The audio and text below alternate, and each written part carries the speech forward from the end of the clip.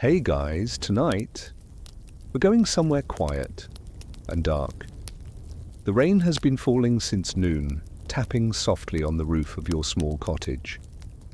Inside, the fire is low, just glowing embers and the sound of wind at the walls. And then a knock, not a friendly one, not a neighbor. It's the sound you've been dreading. I'm really glad you're here with me tonight. Before we step into this world, let's settle in. Find a quiet space. Get comfortable. Let everything else fade away. I always love to imagine where these stories are heard. Maybe you're lying in bed. Maybe the stars are out. Maybe it's raining where you are too. Let me know in the comments where you're tuning in from. It's always amazing to see this little storytelling circle from around the world. Now, take a slow breath in and out. Let the noise of your day go quiet. Let the light dim. Let the world around you change. You're not in the present anymore. You're far back, centuries back, in a small, cold home that smells of damp earth and wood smoke. Tonight's story isn't about a famous knight or a king. It's about you, a farmer, a husband, a son. And the question we ask is simple and terrible. How long will you survive? Let's return to that rainy cottage now. To the knock at the door and find out together. You wait for him to speak, but the silence stretches, heavier than any shouting. He simply holds out a small, rolled parchment, its edges softened by the damp. Your eyes fix on it. You see the dark red wax pressed with the snarling wool. Head of your lord's crest.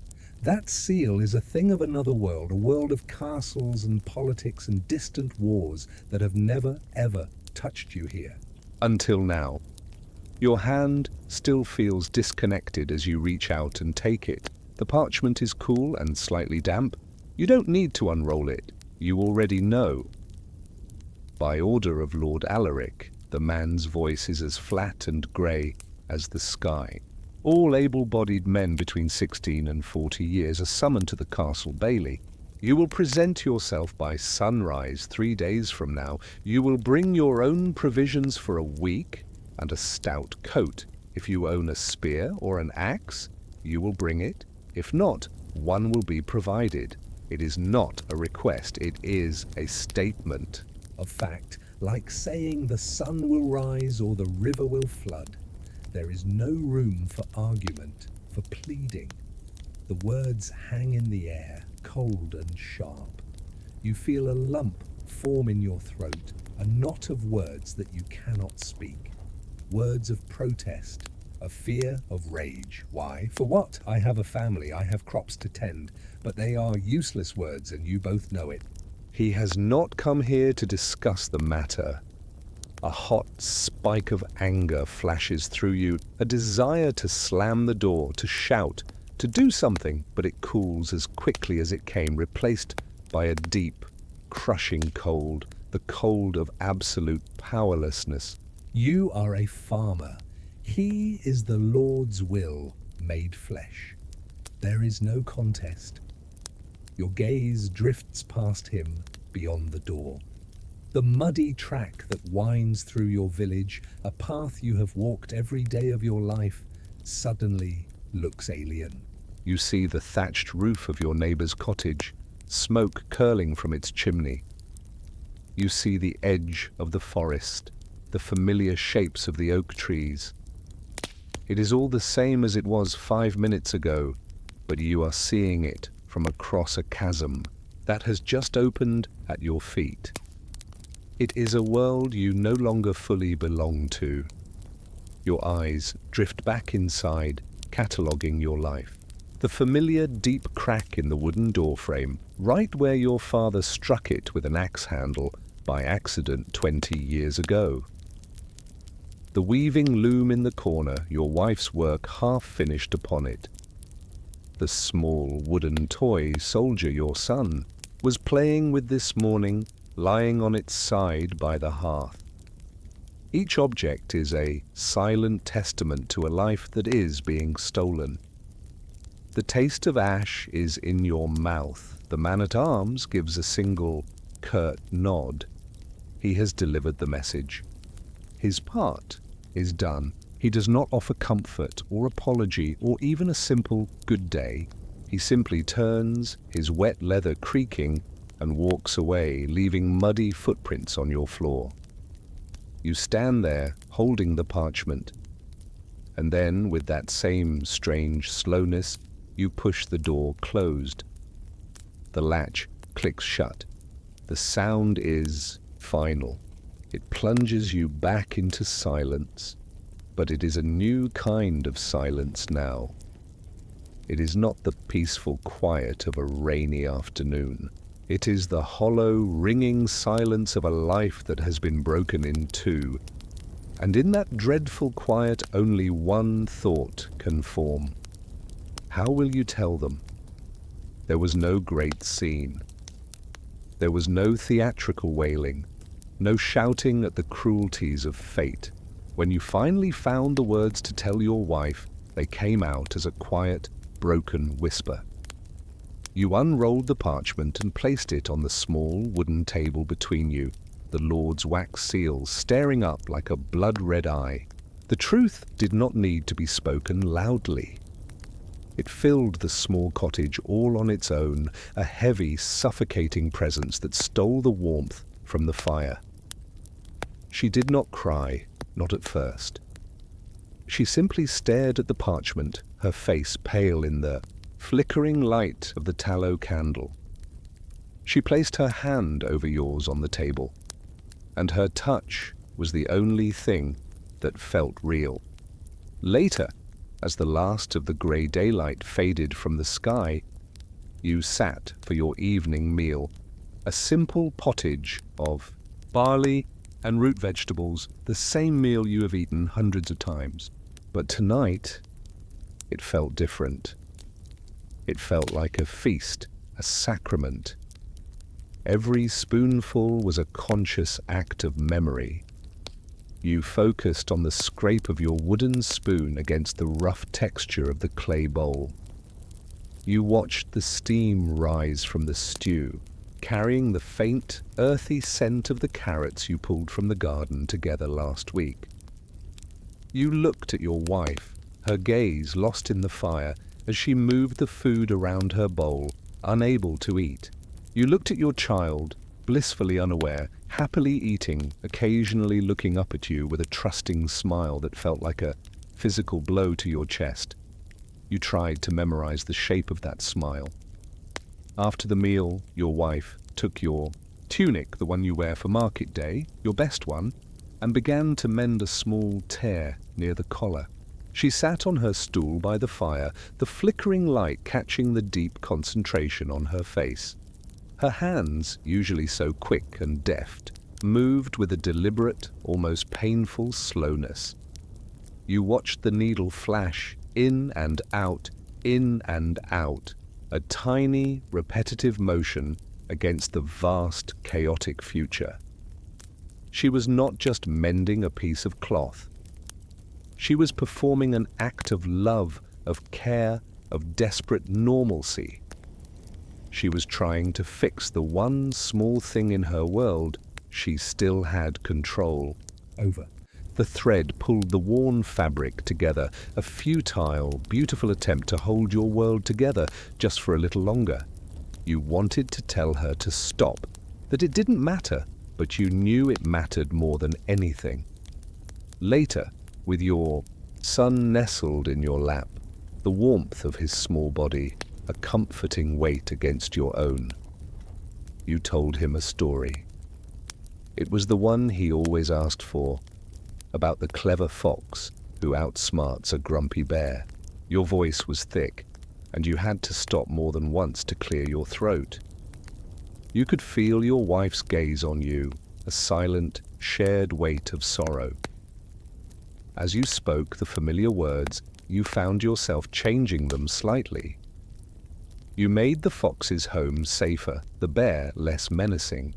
You gave the story a happier, more certain ending than the one you usually told. It was a lie, a small, gentle lie, told not just for him, but for you. A final, desperate wish for a world where cleverness and care were enough to keep the bears At bay, you felt his breathing deepen as he drifted off to sleep, his small hand still clutching a fold of your shirt. You held him for a long time, breathing in the scent of his hair, trying to burn this perfect, peaceful moment into your soul. Now you lie awake on your straw mattress. The cottage is dark, save for the faint orange glow of the banked embers. The rain has stopped. The only sounds are the deep, rhythmic breathing of your wife beside you and the soft sighs of your child in his small cot.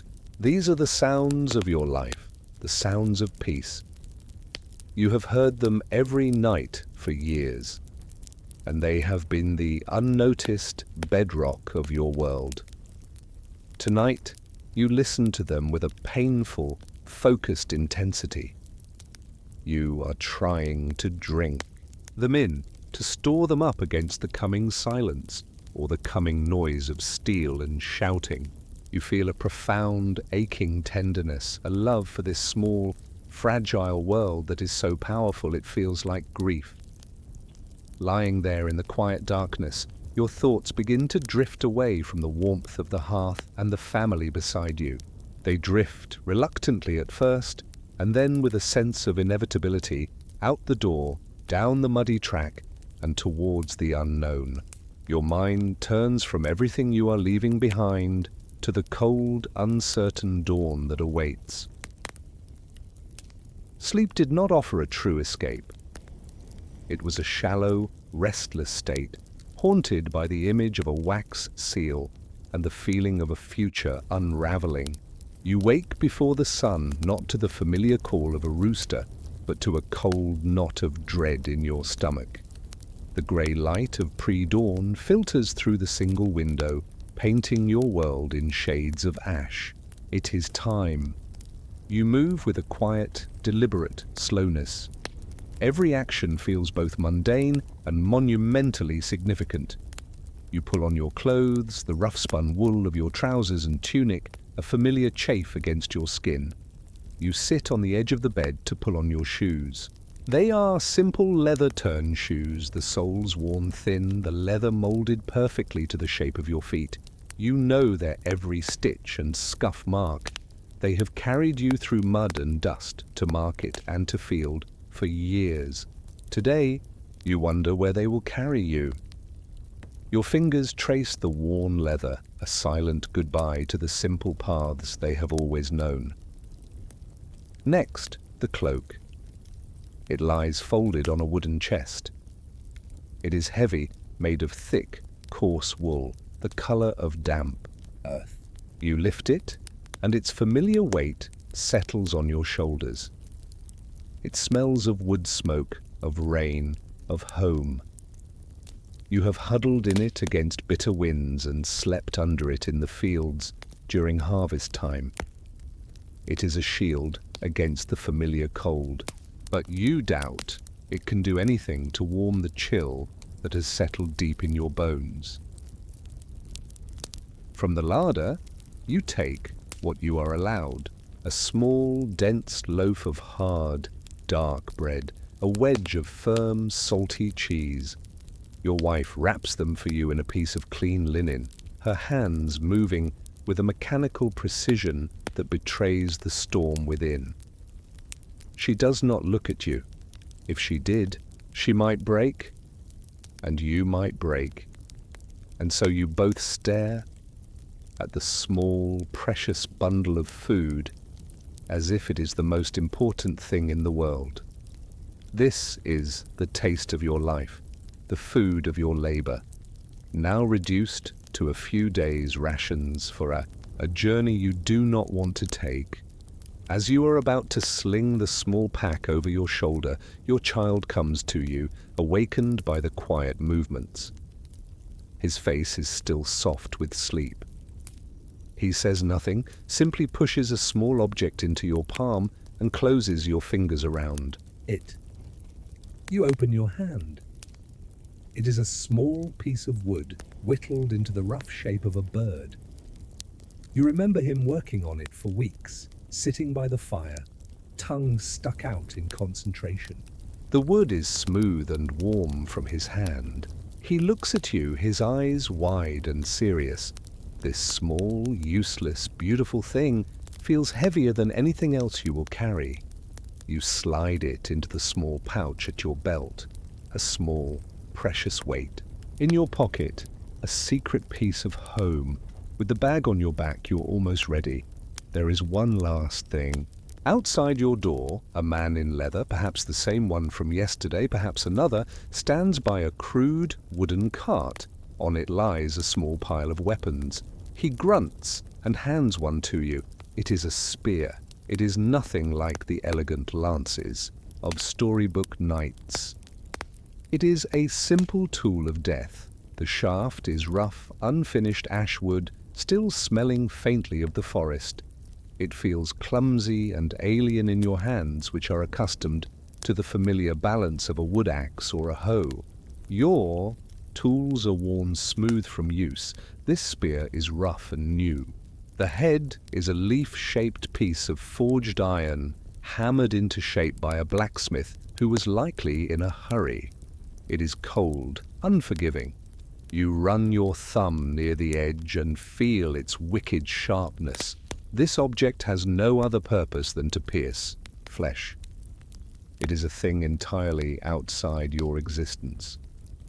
Holding it feels like a violation, a profanity.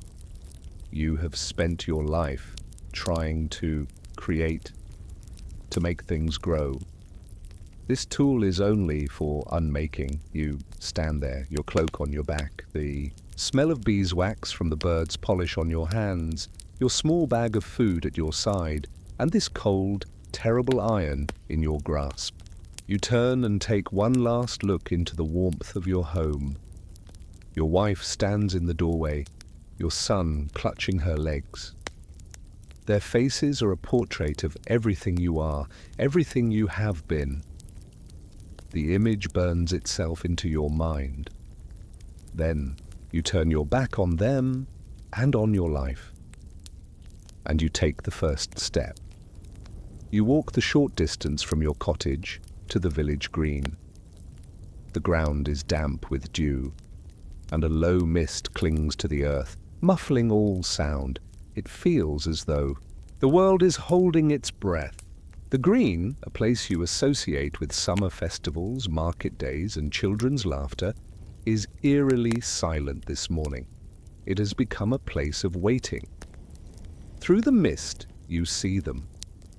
A crowd of ghosts in the dawn light. Men like you, standing in small, awkward groups. They are not soldiers. They are the faces you have known your entire life. There is Thomas, the baker, a big man whose arms are usually dusted with flour.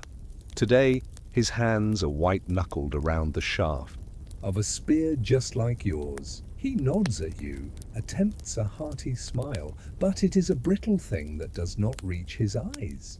His fear is a palpable thing, a scent like burnt bread.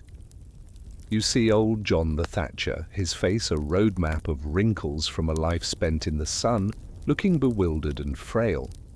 He is talking to his son, a lad of 17, who is trying desperately to look brave, puffing out his chest and staring straight ahead, but a slight tremor in his hands gives him away.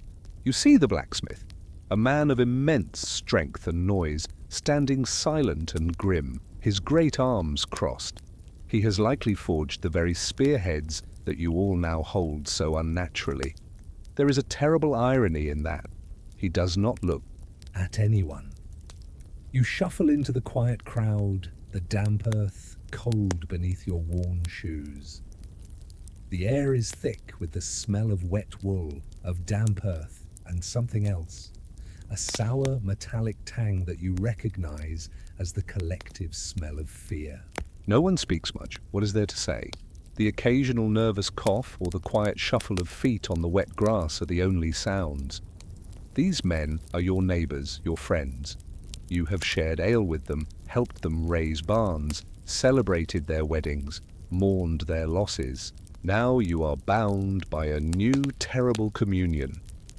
You catch the eye of your friend, David, a man with whom you have shared countless jokes and labors. His face is pale, his eyes dark with a sleepless night. You share a look that says everything.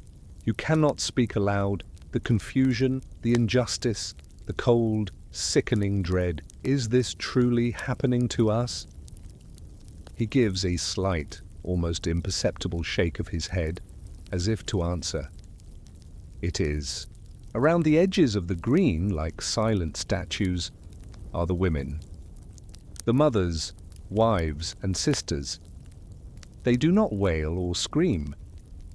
Their grief is a quiet, stoic thing, perhaps more heartbreaking than any loud display. You see a woman press a small bundle into her husband's hands.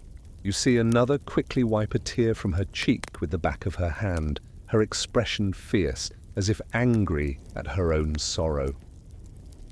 They are trying to be strong, to provide a final image of courage for their men to carry with them. But their presence is a constant, aching reminder of the world being left behind, of the warmth and love that is being exchanged for this cold, misty field and the promise of violence. The waiting is its own form of torture. It allows the mind to wander, to imagine the worst. It allows the silence to grow heavier, filled with all the unspoken goodbyes. You look down at the spear in your hand, then up at the faces of the men around you. You are a community. But today, you are a community of the condemned, waiting for a judgment you do not understand. Then, a sound cuts through the mist and the misery. Form ranks, two abreast. It is the sharp, commanding voice of the man-at-arms. It is loud, clear, and utterly devoid of sympathy. It is the sound of authority, the sound that shatters the fragile, dreadful quiet. The spell of waiting is broken. A stir runs through the crowd. Men straighten up, look around in confusion, and begin to shuffle clumsily into something resembling a line. The journey has begun. With the sharp command still echoing in the damp air, the column lurches forward. It is not a smooth or coordinated movement. It is a clumsy, shuffling mess of men unused to walking in formation. Your spear feels impossibly long, its tip snagging on the cloak of the man in front of you.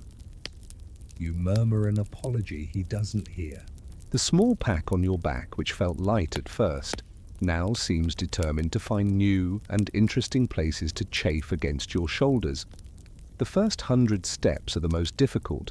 Each one is a conscious act of leaving, a physical, severing from the life that now lies behind you. You walk. The rhythm is relentless. Left foot, right foot. The suck and pull of mud on your worn leather shoes is a constant, greedy effort, trying to hold you back. The path is little more than a muddy track, winding through the familiar fields and woods of your home. But seen from within this shuffling column of silent men, it is already foreign territory. After what feels like an hour, the column crests a small rolling hill. You dare to look back, and there it is. Your village, a small collection of thatched roofs nestled in the valley, a few thin tendrils of smoke rising into the grey, indifferent sky. It looks so small, so fragile. You search for your own cottage, a tiny smudge of brown and grey, and you imagine you can see the figures still standing at the door. Your breath catches in your throat. You watch until the slow, plodding pace of the march carries you over the crest of the hill. The silhouette of your village wavers for a moment, and then it is gone. A profound and hollow emptiness opens up inside you. The last link is cut. Now there is only the road ahead. The hours blend into a long, walking dream. The landscape changes, the familiar woods and streams giving way to fields and forests you do not know. The sun remains hidden behind a blanket of cloud. There is no way to mark the time except by the growing ache in your legs and the deepening burn in your shoulders. Your world shrinks. It becomes the back of the man in front of you, the steady rise and fall of his shoulders. It becomes the weight of the spear in your hand, its balance still wrong, still alien. It becomes the next step, and the one after that. A new soundscape replaces the quiet sounds of your village. It is the sound of the march itself. The rhythmic, sucking tramp of 100 pairs of feet in the mud. The soft, incessant creak of leather straps and belts. The occasional metallic clink of a spear butt hitting a stone, or a cookpot tied to a pack. The heavy, shared breathing of men who are not accustomed to such labor. It is a sound of grim purpose, a monotonous engine carrying you all towards a destination you cannot yet imagine.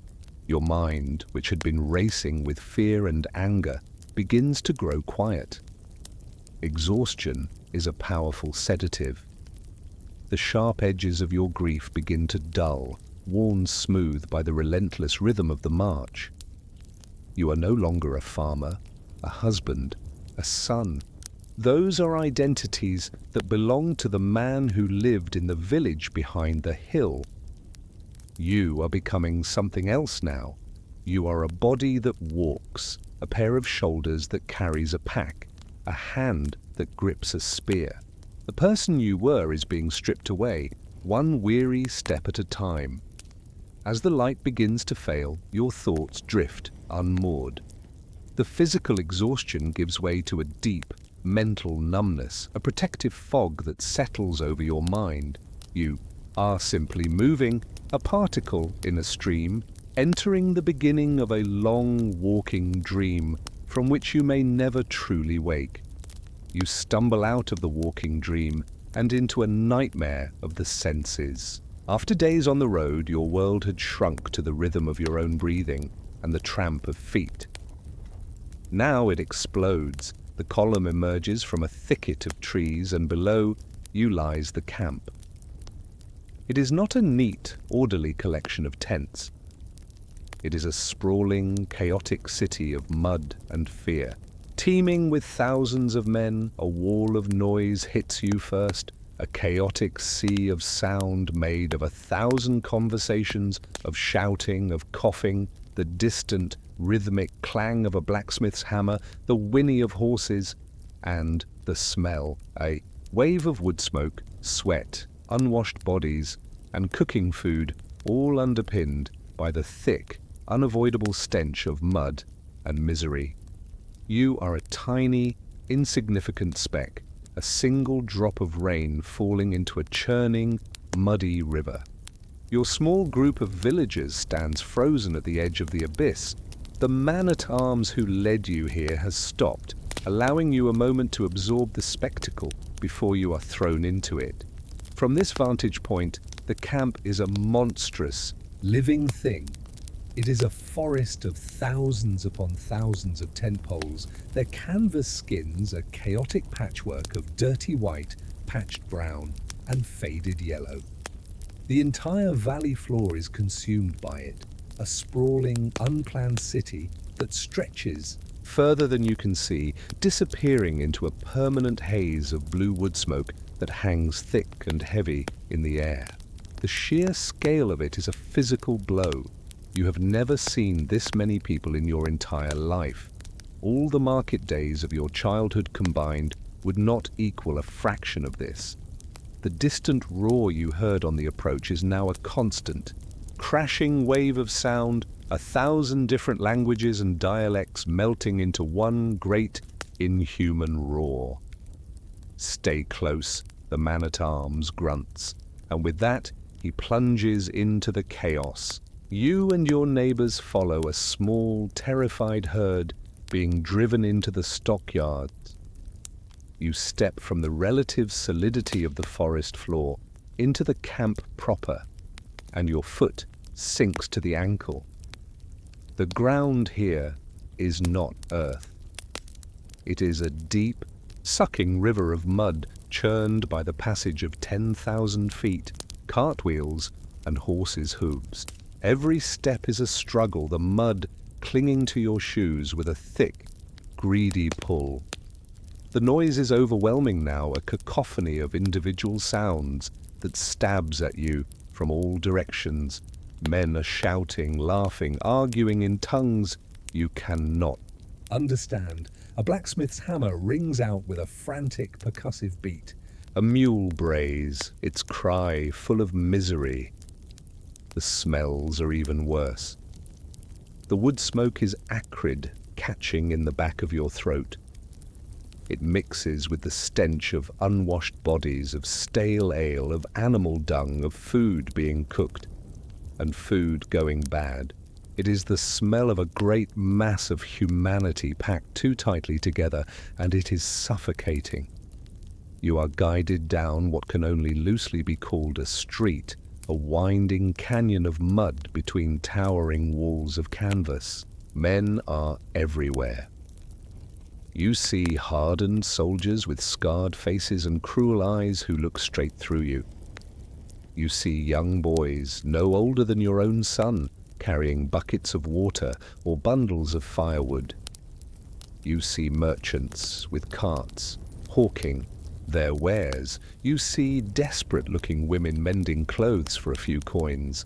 It is a complete, functioning world with its own rules and rhythms that you do not understand, and you are nothing to it.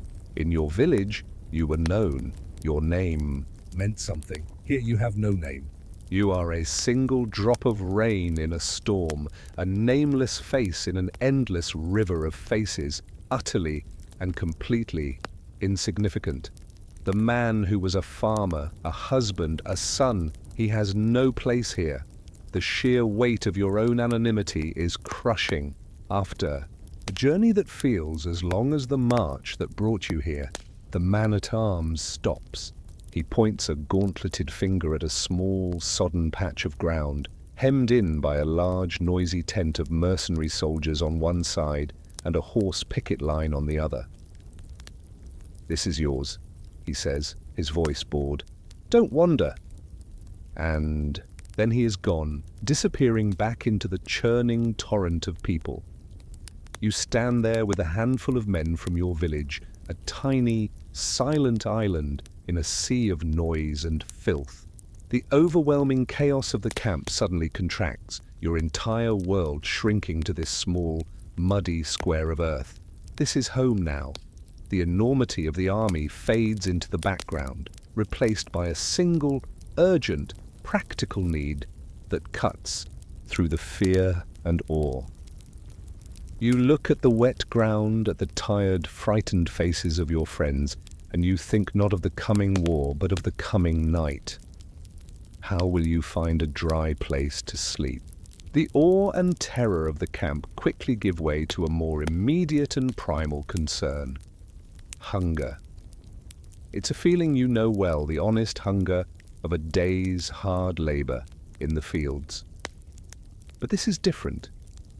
This is a hollow, anxious ache, a gnawing reminder of your complete dependence on this vast, uncaring machine for your very survival. The small bundle of bread and cheese you carried from home is long gone. The last of it, eaten this morning, already feels like a distant memory, a taste of a life that no longer exists. There is no gentle summons to dinner, no bell to mark the mealtime. You learn, as you must learn everything here, by watching.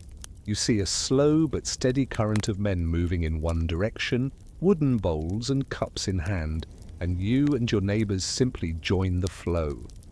The source is a series of massive, blackened cauldrons bubbling over open fire pits. The air here is thick with steam and the smell of the camp's pottage. It is not an appetizing smell. It is the thin, greasy scent of boiled grain with a faint, unidentifiable meatiness to it. Men stand in long, shuffling lines, their faces sullen and impatient. This is your first lesson in the camp's true nature. This is the hierarchy of hunger. You take your place in a queue, your own small wooden bowl clutched in your hand. The line moves at a crawl. As you wait, you observe. You see men who are clearly veterans, their leather armor worn and scarred. They don't stand in the main line, but go to a smaller, faster-moving one, where the cooks greet them with a nod and a grim smile. Their ladles seem to come up a little fuller. You see a group of arrogant-looking men with cleaner clothes and better weapons push their way towards the front, meeting grumbling resistance that quickly dies down under their cold stares. You see a young boy, perhaps a groom or a servant, get cuffed on the head and shoved aside by a larger man. No one intervenes. Power here is not about titles or land. It is about muscle, reputation, and your place in the food chain. You are at the very bottom. When you finally reach the cauldron, you hold out your bowl. A cook with a face like a sour plum and arms thick with muscle barely looks at you. He plunges a huge ladle into the grey, bubbling stew and slops a single serving into your bowl. The sound it makes is a disheartening thlop. Another man thrusts a chunk of dark, hard bread into your hand, and that is it. You are moved along. You find a patch of semi-dry ground near your designated area and huddle with the men from your village. You lift the bowl. Steam rises into the cold air, and for a moment, that is enough. The first spoonful is a revelation. It is thin, nearly tasteless, and you can feel the grit of the barley between your teeth. But it is hot. The warmth spreads from your mouth down into your chest, a profound and deeply welcome comfort that momentarily pushes back the cold and the fear. You eat slowly, deliberately. You focus on the blessed weight of the bread in your hand, tearing off small pieces to sop up the last of the thin liquid.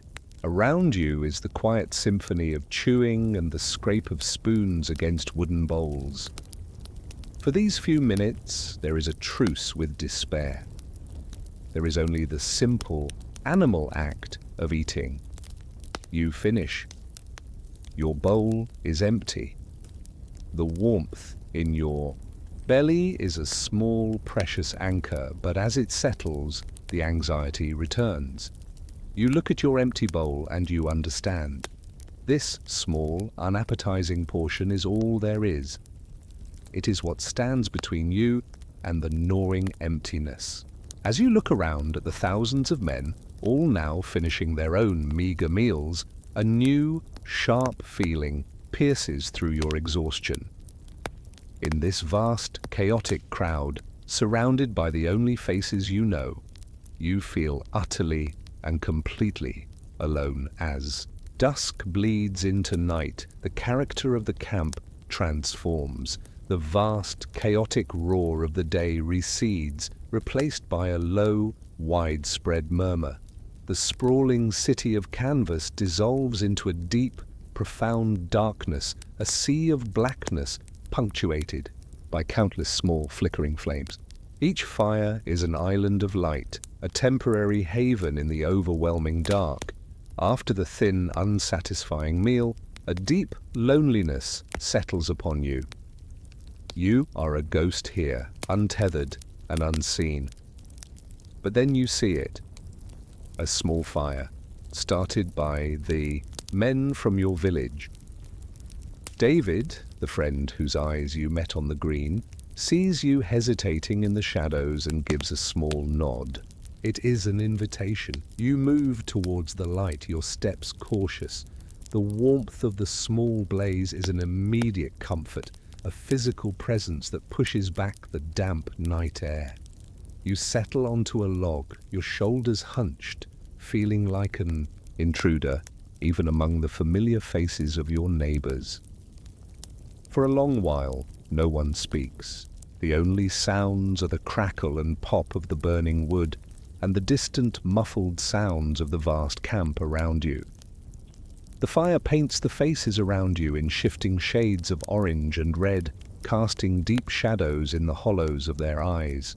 These are the same faces you have always known, but here, in this strange new world, you are seeing them for the first time. Slowly, hesitantly, the words begin to come. Thomas, the baker, a man whose hands are made for kneading dough, awkwardly cleans his spearhead with a piece of cloth. He speaks first, his voice low, almost a whisper. He talks about his wife's garden, about the taste of the first spring. Onions. He is not talking to anyone in particular, but to the fire, to the memory itself. His story is a small, precious offering, and it breaks the spell of silence.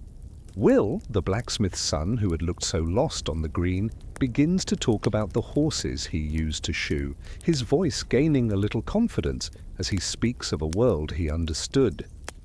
You find yourself speaking too. You talk about the feel of the sun on your back during harvest, about a specific knot on a roof beam in your cottage. Each story is a quiet act of defiance, a refusal to let the person you were be completely erased. You learn the first names of men from neighboring villages you had only ever known by sight. You listen to their stories, tales of homes you will never see, of families just like your own. A water skin is passed around, and you drink deeply. The comfort of a shoulder nearby, the shared understanding in a glance across the flames.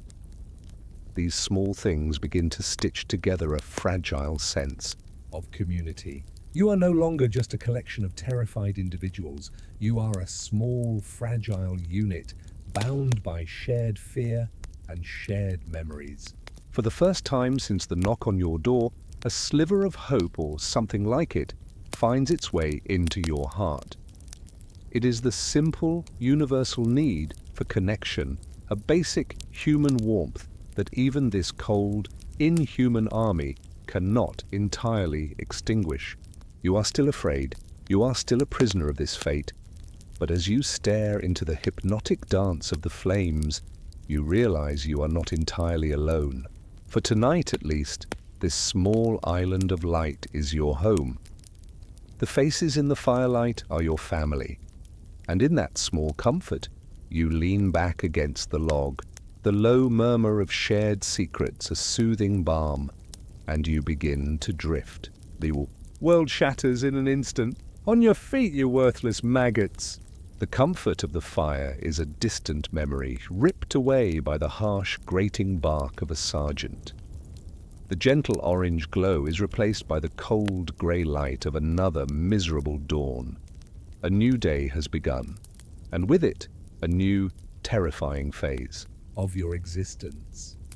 You are herded from your muddy patch of ground onto an even larger, muddier field. This is your training ground. With you are hundreds of other levies, men with soft hands and confused eyes, all clutching the same crude spears.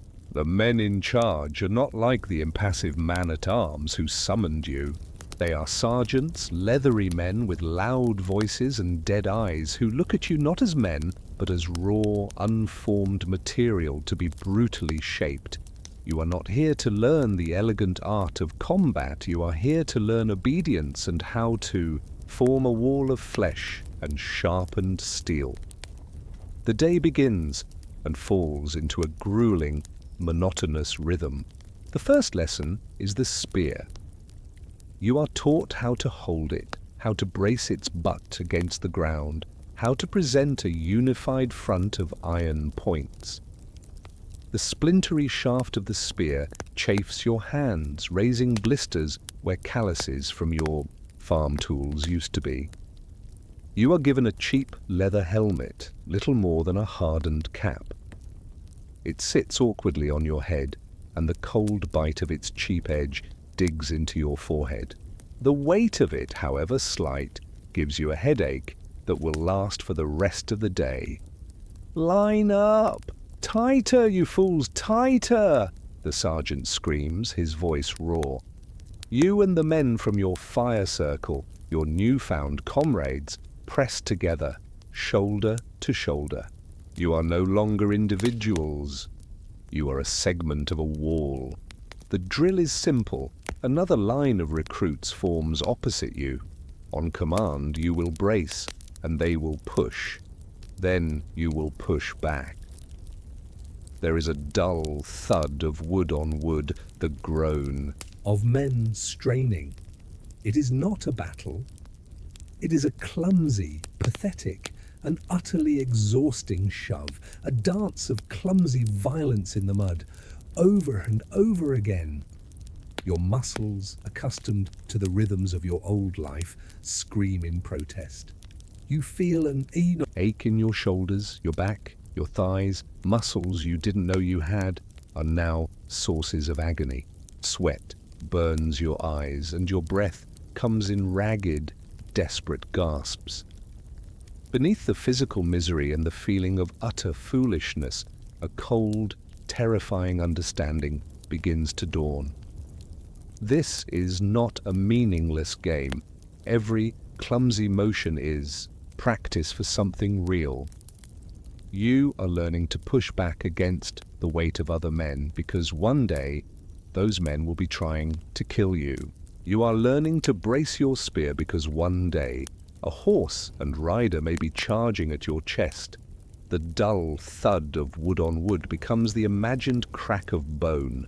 The grunts of exertion become the screams of the dying. Your body, once a tool for creation, for planting seeds, for building, for holding your child, is being systematically remade. It is being broken down and rebuilt into a crude instrument of war. Each drill, each shouted command, each new ache and pain is part of a brutal process of transformation, stripping away the farmer and forging the soldier. You are becoming a weapon. At the end of the day, you are dismissed. You stumble back to your small patch of camp, every part of you throbbing with exhaustion. You sit, cleaning the mud from your spear with a piece of oily rag. The physical work is done, but your mind continues the drills. Lift, brace, push. And as you mechanically clean your simple gear, your thoughts finally drift from the how of this new life to the why. The rumors you have been hearing around the firelight about the enemy, about the reason for this war, now take on a new and terrible weight. Exhaustion is a heavy cloak, but it is not thick enough to block out the sounds of the camp at night. You lie on your thin straw pallet, the aches from training a dull, throbbing beat beneath your skin.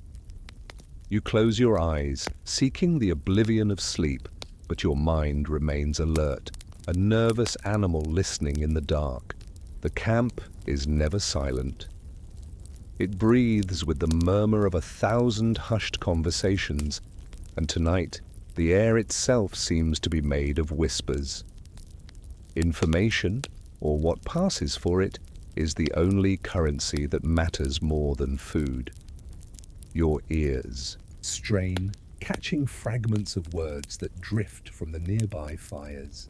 These words are like smoke, impossible to hold, shapeless and ever-changing, yet they seep into everything. From a group of new recruits to your left, their voices laced with a false bravado, you hear the stories. Maybe they say their chieftain is a giant, rides a shadow horse, and carries an axe that can split an oak tree in one blow. A younger voice, trembling slightly, adds, "And they don't take prisoners. They build monuments from the bones of their enemies." Each story grows with the telling, a monstrous quilt stitched together from fear and ignorance. The enemy becomes a legion of demons, a force of nature more than an army of men. You see the glint of fear in a storyteller's eye, even as he boasts. They are trying to tame their terror by giving it a face, even if that face is a nightmare. You try to dismiss it. They are just stories told to scare children. But the seeds of fear are planted. Then you listen to another sound. The sound of silence. Not far from your spot, a group of veterans sit around their own small fire. They are older men, their faces hard, their movements economical. They do not tell stories. They drink their ale, sharpen their blades, and stare into the flames with an unnerving stillness. They hear the chatter of the recruits, and you see one of them shake his head with a look of grim pity. Their silence is a different kind of story, and it is far more terrifying than the whispers. The recruits fear what they imagine the enemy to be. The veterans, you realize with a cold dread, fear the enemy for what they know them to be. Their silence is not empty. It is full of memories they have no intention of sharing. A terrible rumor might ripple through the camp, and while the new men will whisper it into a frenzy, the veterans will simply fall quiet, a heavy silence that speaks volumes, that confirms the very worst. You lie there, caught between the frantic noise and the grim quiet. You try to piece together the truth, but there is nothing to build on. Is the enemy a horde of 10,000 or a few hundred desperate raiders? Are their banners made of skin, or is it just a lie that got out of hand? Will the battle be tomorrow or in a month? No one knows anything for sure, and so everyone pretends to know everything. The enemy, unseen and unknown, swells in your mind.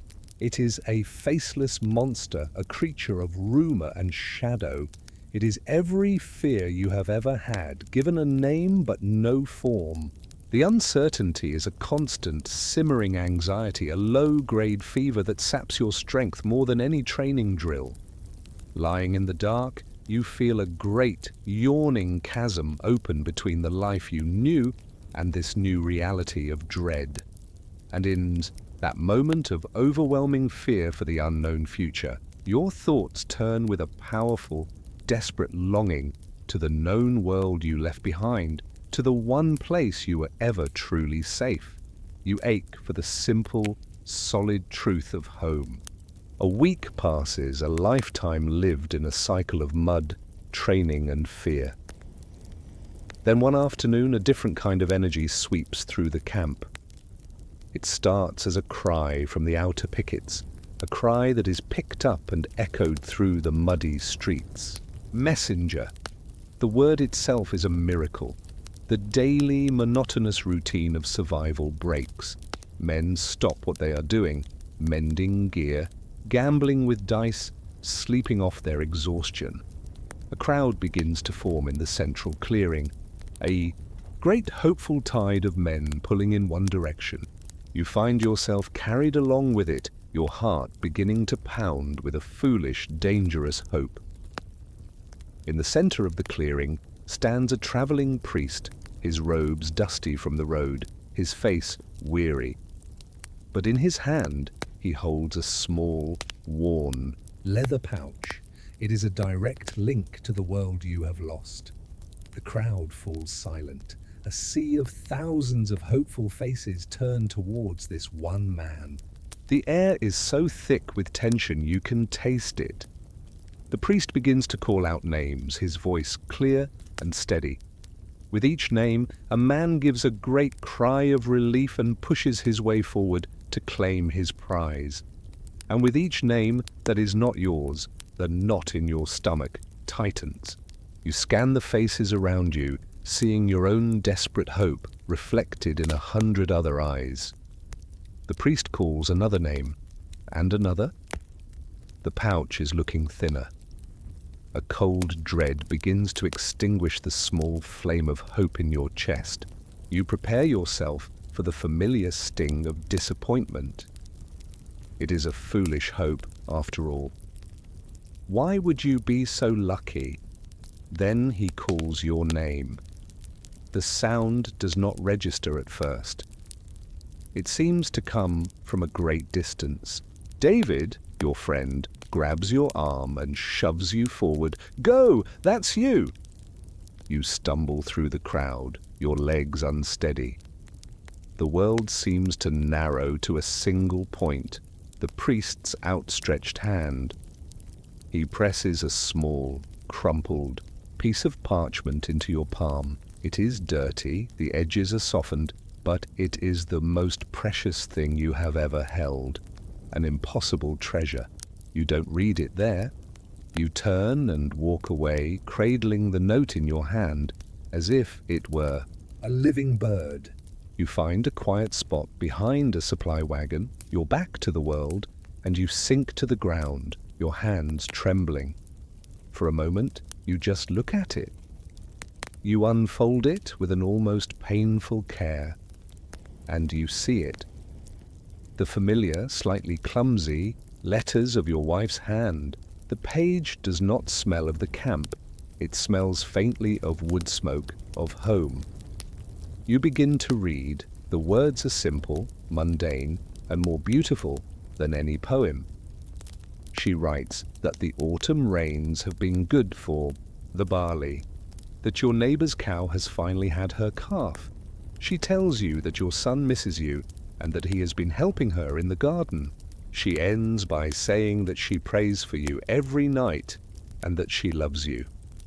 Tears begin to fall, hot and silent, splashing onto the page and blurring the precious ink. Each simple word is a ghost from another life, a life where things grew, where seasons turned, where love was a quiet, constant presence. The letter is a bridge across the chasm of war and fear, a direct line to the reason you are here, the reason you endure. It is a fierce, desperate reminder of the world you are fighting to see again. You are lost in it, tracing the words with your finger. Then, a single, piercing horn blast cuts through the air, followed by a camp-wide shout from the sergeants. "Assemble, all men to the main field! Assemble now!" The sound shatters the sacred quiet. Your heart lurches from tearful relief to cold, immediate terror. The time for letters and memories is over. You carefully fold the note, your ghost of home, and tuck it deep inside your tunic, a fragile shield against your heart. The real war is about to begin. The horn blast is not a summons to eat or to train. It has a different sound, a sharp, urgent, and final quality that cuts through the mundane noise of the camp and chills the blood. Sergeants move through the muddy streets, their voices hard, their message simple. All men to the central. Clearing! On the command of the Lord! There is no shouting back, no casual complaint. A strange, focused silence begins to fall as thousands of men drop what they are doing and begin to move. A great, silent river of humanity flowing towards the camp's heart. You move with them, your feet heavy. The crumpled letter from your wife, a small, fragile weight against your chest. You know with a certainty that sinks like a stone in your gut that the time of waiting is over. You stand in the vast assembly, packed shoulder to shoulder with the men of your company. The air, usually thick with chatter and smoke, is still and clear. All eyes are fixed on a single point, a small group of knights on horseback, their armor gleaming dully in the late afternoon sun. In their center is your lord's captain, a man you have only ever seen from a great distance. He is a figure of pure authority, his face hard and unreadable beneath his helmet. He waits, letting the silence press down on the assembled army, letting the weight of the moment settle. When he finally speaks, his voice is not a shout. It is amplified by the unnatural quiet, a voice accustomed to command, each word landing like a hammer blow. "Men of the levy," he begins, his gaze sweeping over the sea of faces without seeing any of them. The scouts have returned. The enemy is encamped 5 leagues from here, in the valley of the 2 streams. They do not know we are this close. We hold the advantage. He pauses, letting that small piece of hope hang in the air for a moment before snatching it away. We will not wait for them to find us. We march at first light. We will meet them on the field tomorrow. You will eat, you will rest, and you will be ready. His words are plain, they are simple, they are words of iron. There is no talk of glory, no appeal to courage. It is a simple statement of fact, a declaration of a future that is now unavoidable. Tomorrow you will fight. A sound passes through the crowd, a sound like the wind rushing through dry leaves, the collective, sharp intake of breath from 10,000 men. Your own breath catches in your throat. The world seems to tilt, the ground unsteady beneath your feet. The captain's voice continues, but the sounds muffle, as if you are hearing them from underwater. He is giving orders to the company commanders, but you do not hear the words. You are locked inside your own private world of fear. A cold dread, far deeper and more real than any anxiety fueled by rumor, spreads from your stomach through your entire body. You look at the sky. The sun is low, painting the clouds in hues of orange and deep red. You realize with a sudden, shocking clarity that this may be the last sunset you will ever see. The thought is so immense, so impossible, that your mind cannot fully grasp it. You look at the faces of the men beside you, David, Thomas, Will. Their faces are pale, their eyes wide and staring, each of them lost in the same terrible realization. Dismissed. The captain's voice rings out, and the assembly breaks, but the men do not scatter. They turn slowly, like men waking from a trance, and begin to walk back to their small corners of the camp. The focused silence remains, a heavy blanket that smothers all else. The rumors were just stories. This is real. Tomorrow is real. As you walk back to your fire, your own movements feel stiff and clumsy. There is a desperate, rising urge inside you, a need to do something, anything, with your hands. A need to focus on a simple task to keep your mind from shattering into 1,000 pieces. You return to your small, muddy home, but you cannot rest.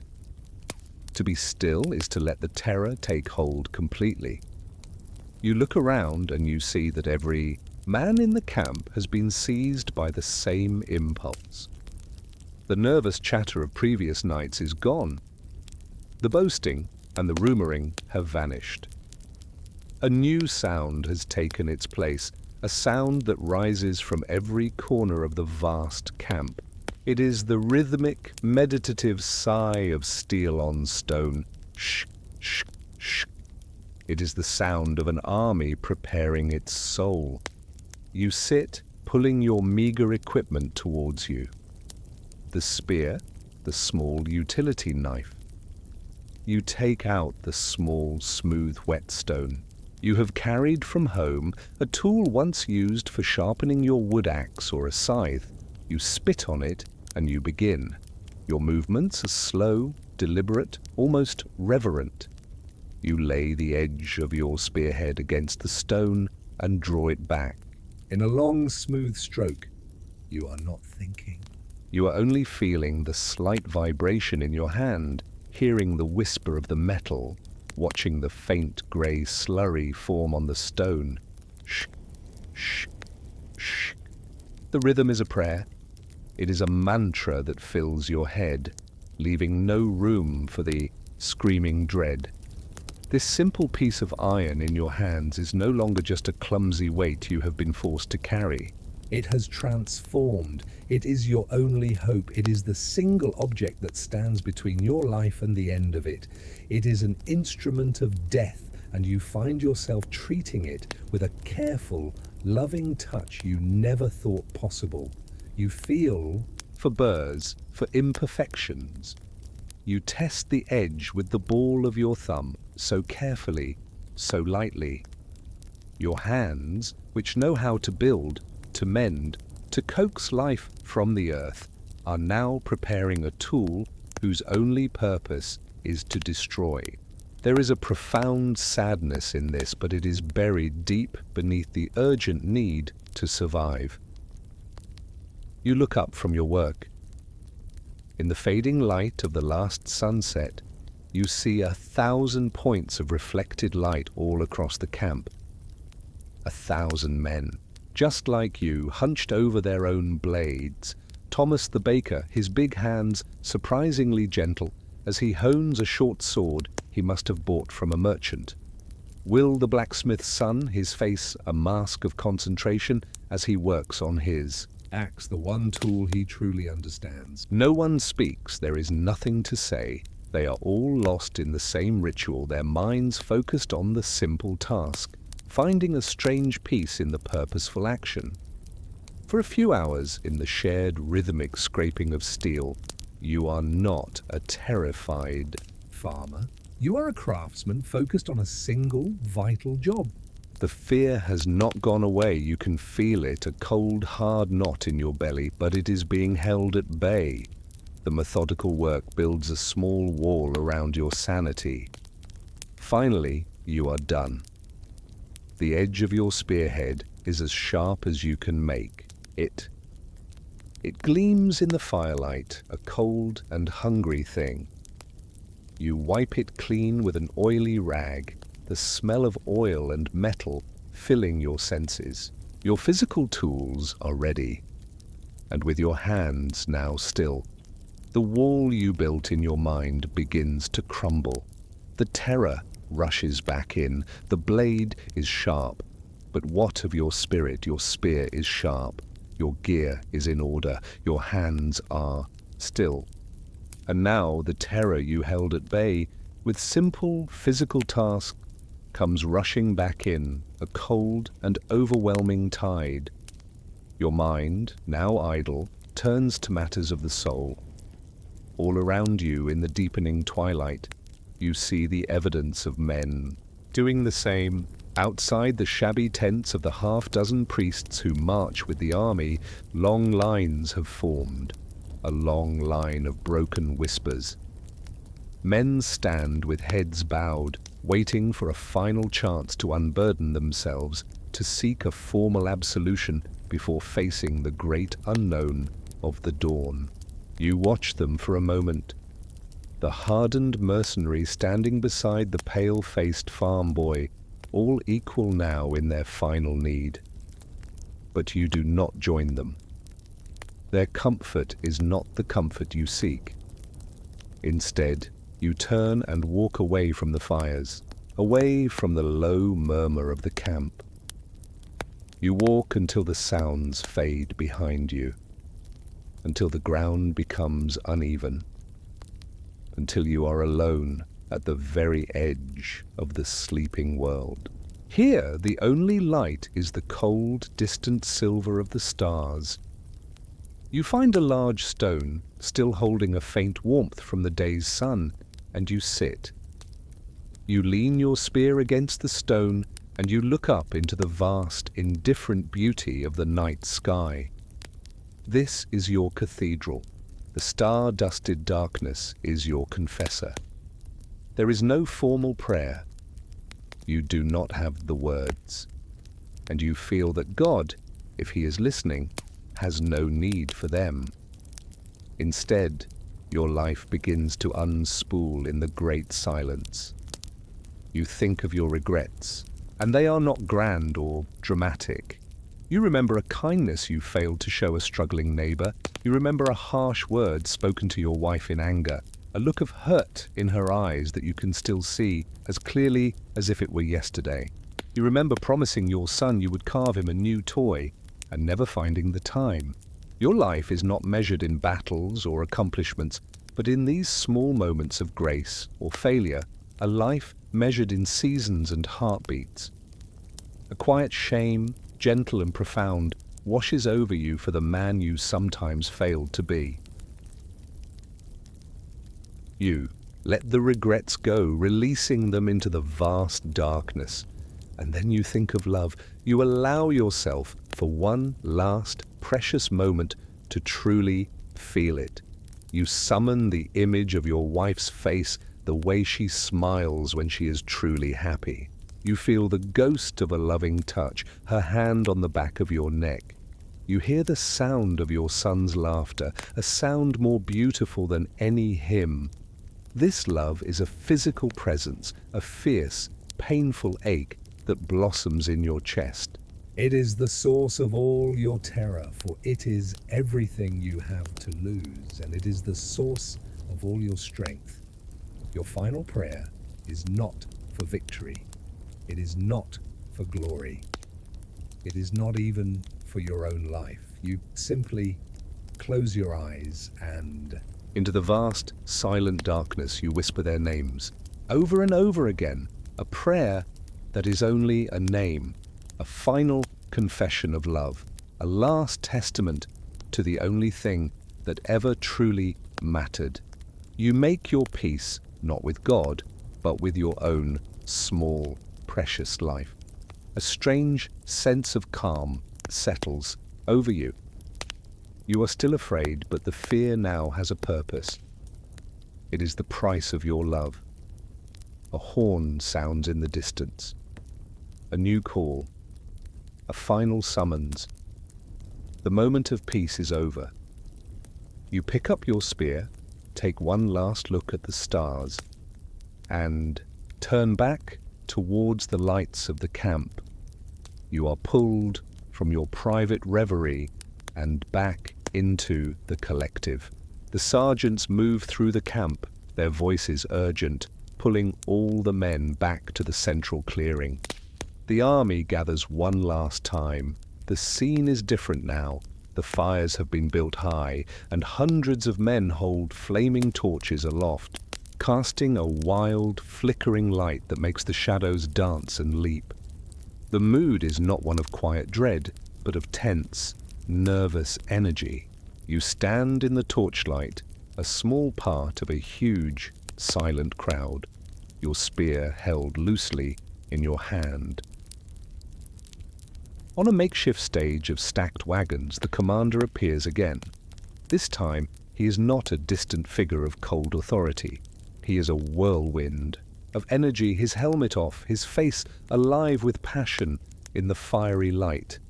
And he begins to speak. His voice is not the clear, cold instrument of the afternoon's proclamation. It is a voice that rings like a hammer on an anvil, full of fire and fury, designed to forge 10,000 fearful men into a single, angry weapon. He does not speak of logistics or strategy. He speaks of glory. He speaks of destiny.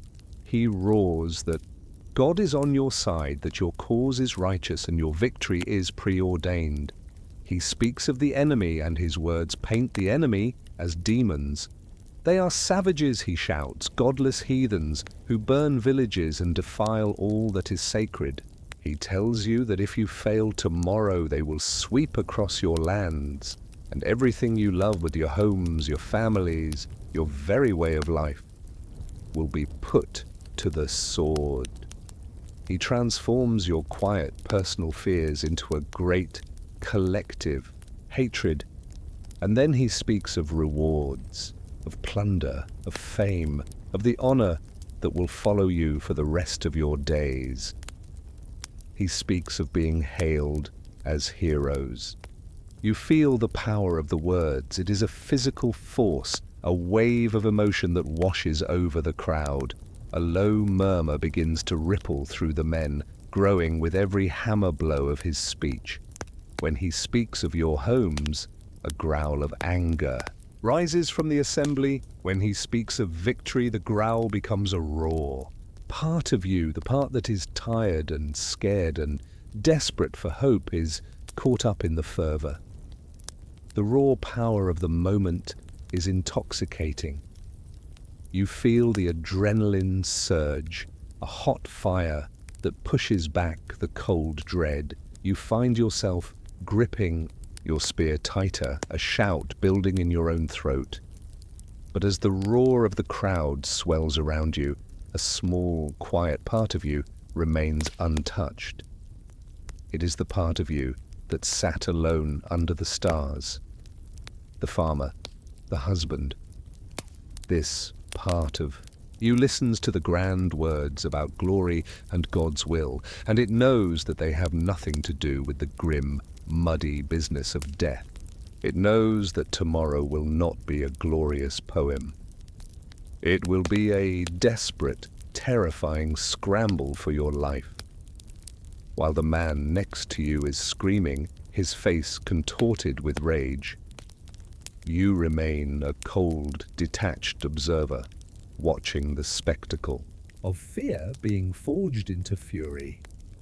The commander raises his sword, the torchlight flashing on the steel. "For our homes, for our God, for victory!" he bellows, and the army answers him. A forest of raised spears catches the light, and a sound erupts. From 10,000 throats, the deafening, terrifying roar of a single great beast, ready to be unleashed. The speech is over. The crowd disperses, but not in silence. They move now with purpose, with a frantic, angry energy. The noise of the camp fades as you walk back to your spot, the echoes of the speech ringing in your ears. You lie down, but you know you will not sleep. You are left with the fiery words, the roaring crowd, and the final unsettling quiet of your own heart as you wait for the dawn. You lie down, but you do not sleep. Sleep is an impossible country, a land whose borders are closed to you tonight. Around you, the great camp has fallen into an unsettling stillness. It is not the quiet of rest. It is a silence made of 1,000 unsleeping men, each lying awake in his own small patch of darkness, each man alone with his own thoughts. The usual night sounds of the army, the snoring, the coughing, the murmur of sleep talkers, are gone. They have been replaced by a tense, collective holding of breath. You can almost feel the presence of all these men, a vast, silent congregation of fear, waiting together under the heavy blanket of the dark. You pull your thin cloak tighter around you, but the chill is not in the air. It is inside you, a coldness that no warmth can touch.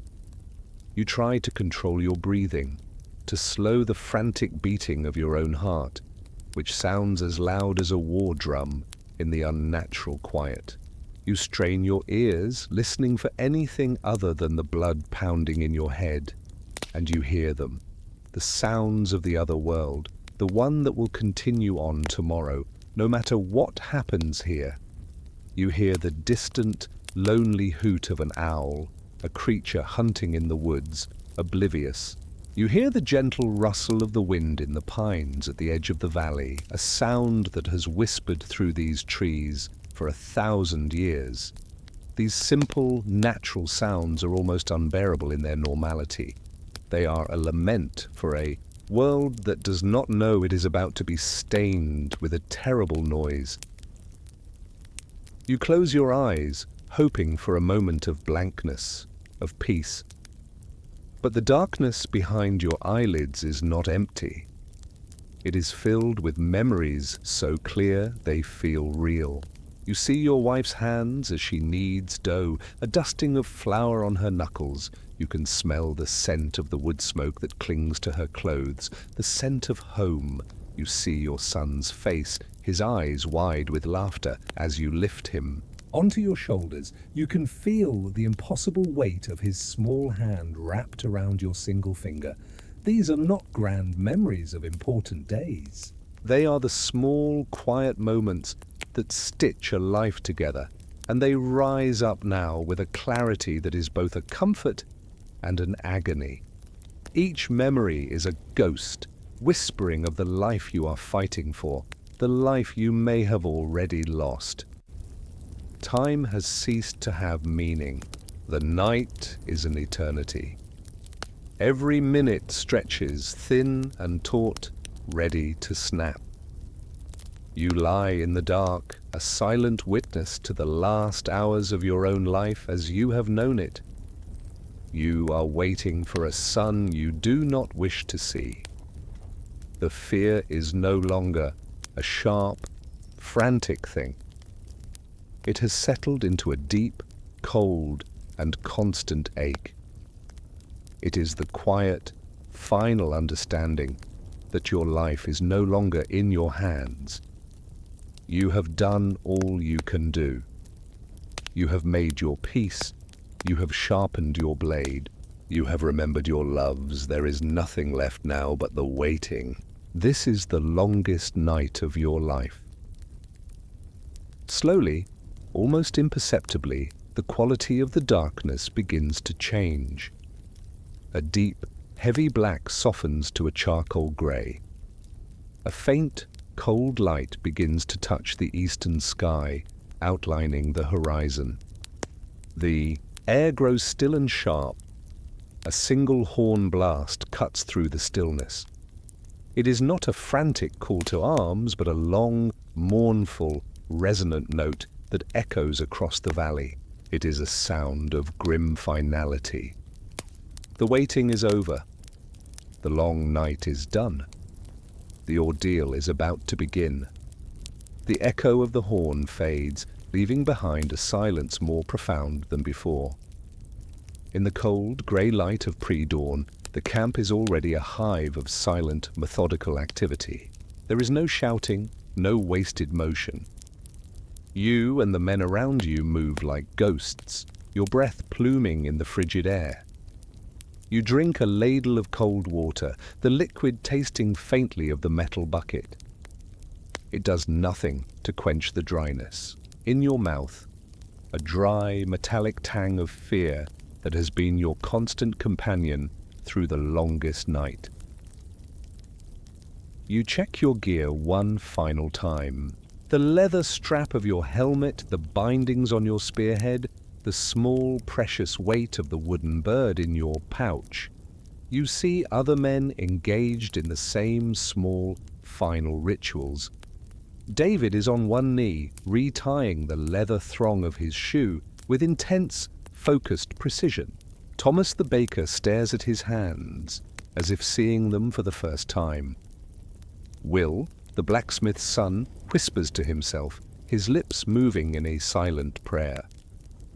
There is a quiet intimacy to these last moments, a shared, unspoken understanding that you are all about to step off the edge of the world together. The sergeants' voices are low and terse as they move you out of the camp and onto the vast open field. The grass is slick with a heavy dew, soaking the bottoms of your trousers and chilling you to the bone. A thick, white mist clings to the ground, a damp shroud that muffles all sound and limits your vision to the backs of the men directly in front of you. The world is a small, claustrophobic bubble of grey mist, and the sounds of your own army, the soft squelch of thousands of boots on the wet earth, the gentle clink and creak of leather and steel, and a constant, nervous ripple of coughs that seems to pass through the ranks like a current. You stand in formation, your spear held upright, its butt resting on the damp ground, and you wait. The waiting is a unique form of agony, There is nothing to do but stand to feel the cold seep deeper and to let your mind race. Time slows to a crawl. You feel each beat of your heart, a frantic rhythm against the stillness. Then a subtle change. The grey mist begins to glow with a faint, pearlescent light. The sun is rising, though you cannot see it, and as its weak, reluctant warmth touches the valley, the mist begins to thin. It is a slow, cruel reveal. The world begins to expand. You see the full length of your own army's line, a sea of men stretching far to your left and right. And then, as the last tendrils of mist dissolve and burn away into the morning air, you see it. Far across the field, so far away that it seems unreal, is a dark line on the horizon, a smudge, a scratch. As your eyes adjust, the scratch resolves into shapes, individual figures, banners you cannot make out. It is the enemy. They are not the hairy, 10-foot-tall monsters of the camp's rumors. They are a silent, waiting line of men just like you. The terrible, simple truth of it is more frightening than any fantasy. They are men, and you must kill them, or they will kill you. You stand there, rooted to the spot, 1,000 yards of damp grass separating your life from your death. The two armies face each other in a dreadful, silent tableau. The entire world seems to hold its breath. The silence stretches on and on until it feels like a physical weight. Until it must be broken. It is broken by a sound from the sky. The silence is shattered not by a horn, but by a great, unified shout from the enemy line. It is a single, terrifying roar of pure hatred that rolls across the field and hits you like a physical blow. And immediately after it, a new sound begins, a sound that seems to rip the sky in two. It is not like thunder or wind or anything you have ever heard before. It is a deep, rising hum that grows into a monstrous, tearing rasp, like a million giant insects taking flight at once.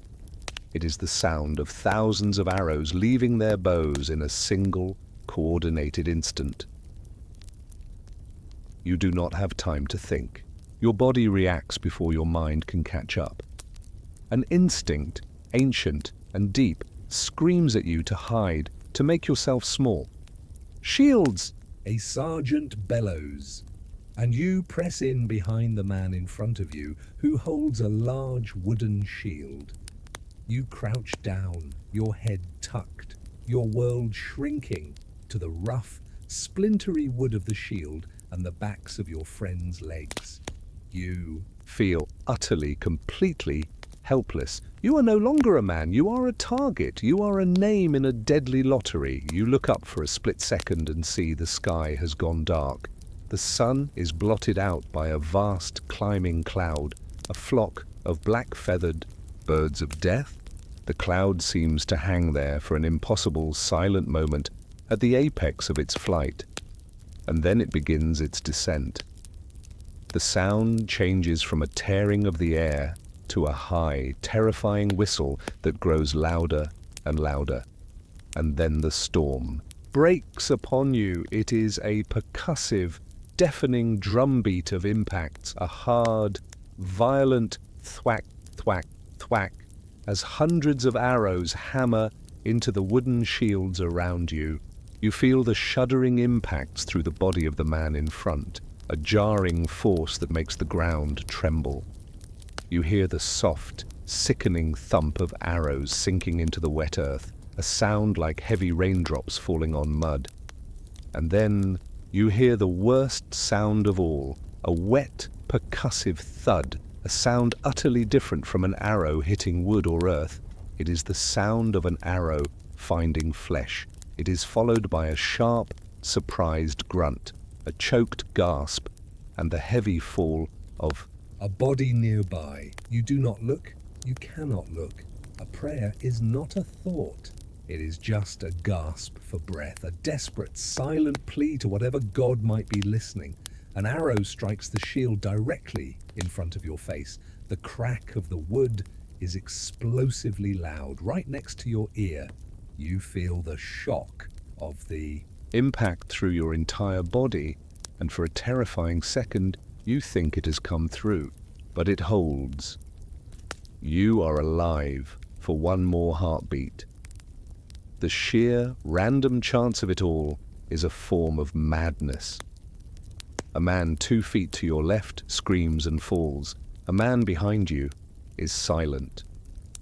You huddle, waiting, as the drumbeat of death continues to rain down from the sky. Then, through the chaos, another sound. A single, clear horn blast from your own line. It cuts through the noise, a signal of reprieve. As suddenly as it began, the terrible noise from the sky ceases. the storm has passed. In the ringing silence that follows, men look at each other, their faces dazed and white with shock. A new command is shouted, relayed down the line by the sergeants. "Forward! Advance!" The impersonal terror is over. Now, you must walk into the place where the arrows fell. Now it becomes personal. The command is given. Forward. It is not a shout, but a low, grim order that passes down the line. And with a great, groaning rustle of leather and steel, the line begins to move.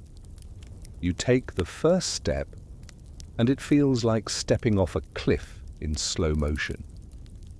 The ground is soft and uneven, littered with the black-feathered arrows from the first volley. You do everything you can not to look down at them or at the still forms of the men who fell among them. Instead, you focus on the man in front of you, David. You watch the rhythmic sway of his shoulders, the way he holds his spear, the mud caking the back of his boots. Your entire world shrinks to this single moving point. To look anywhere else is to let the terror in. A drum begins to beat. A single, heavy, monotonous rhythm. Boom, boom, boom. It is the heartbeat of the army, a sound designed to keep your feet moving when every instinct screams at you to turn and run. You match your steps to it. Left, right, left, right. The slow, heavy tramp of 1,000 feet joins the drumbeat, a relentless, grinding sound that seems to shake the very earth. Beneath it all, you can hear the frantic, galloping drumbeat of your own heart. You walk. The enemy line, which was a distant, abstract concept, grows steadily larger with each step. The space between your life and their life is shrinking. First, you see the colors of their shields more clearly. Then you can distinguish the different types of helmets they wear. Then 100 yards becomes 50. The abstract line resolves into a wall of individual men. Their faces begin to resolve out of the blur. You see a man with a thick, black beard. You see a young boy who looks no older than Will, his face pale and his eyes wide with terror. You see an old, scarred warrior with a grim set to his mouth. They are not monsters, they are you. They are farmers and sons and husbands standing on the other side of this terrible acre. The intimacy of it is horrifying. These are the men you must try to kill. These are the men whose faces will haunt you, should you live. The drumbeat quickens slightly. The tramp of feet becomes heavier, more urgent. You grip your spear until your knuckles are white, the wood slick with the sweat from your palm. Your mouth is dry, your breathing shallow. You try to remember the drills, the endless, clumsy pushing against the other recruits. It seems like a child's game now. This is real. The air grows thick with a silent, crackling tension. Every man will end Your line and every man in theirs is locked in this same, slow, agonizing advance toward oblivion. It feels as if it has been going on for days, and as if it has only just begun. Then when the distance between you is no more than the length of a few cottages, the drum stops. The advance slows, and with a final, shuffling halt, the two armies stand poised just yards apart.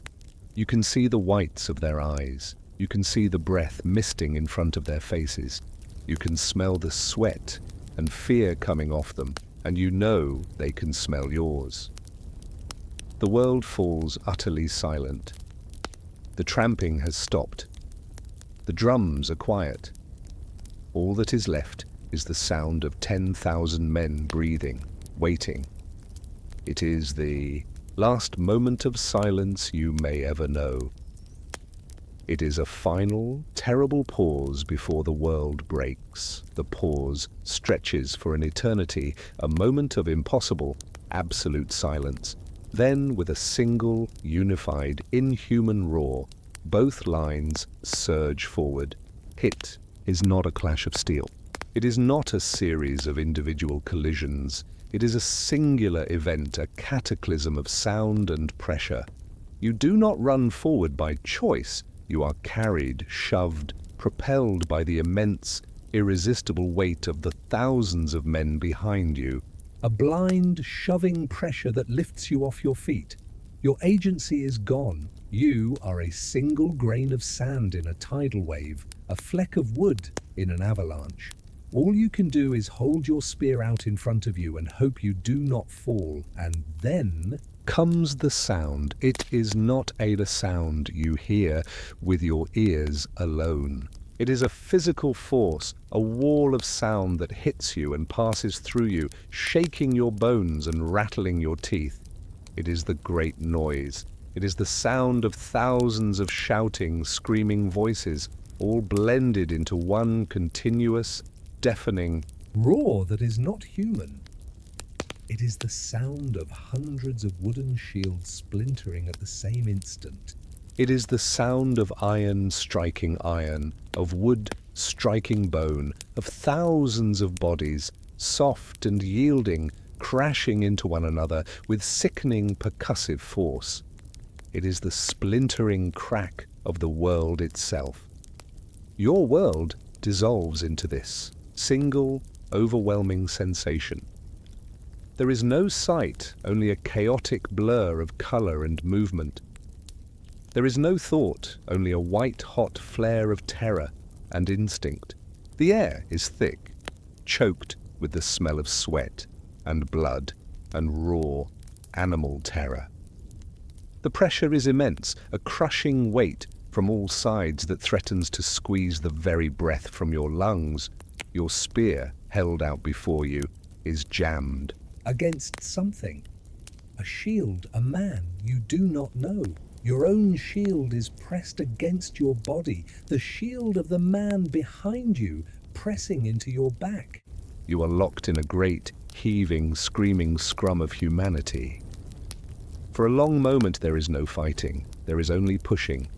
The entire battle is reduced to this single, desperate act. Your line pushes forward, their line pushes back. The ground beneath your feet is slick with mud and blood. You struggle to stay upright, knowing that to fall is to be trampled, to be crushed into the earth by the weight of the men behind you. You are not a warrior. You are not even a man. You are a component in a great, grinding machine of death. And the only thing that matters is the simple, desperate need to draw another breath. The narration of your life stops. There is no past, no future. There is only the noise, the pressure, the smell, the terror. You are lost inside the great noise. Then, slowly, almost imperceptibly, the great singular roar begins to fracture. The solid wall of sound begins to break apart into 1,000 smaller, more distinct, and even more terrifying sounds. A man screams, a high, piercing sound of agony right beside your ear. You hear the wet, tearing sound of a blade finding a home. The blind uniform pressure lessens, and small, violent pockets of space begin to open up in the crush.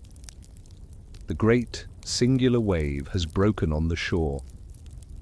Now the deadly undertow begins.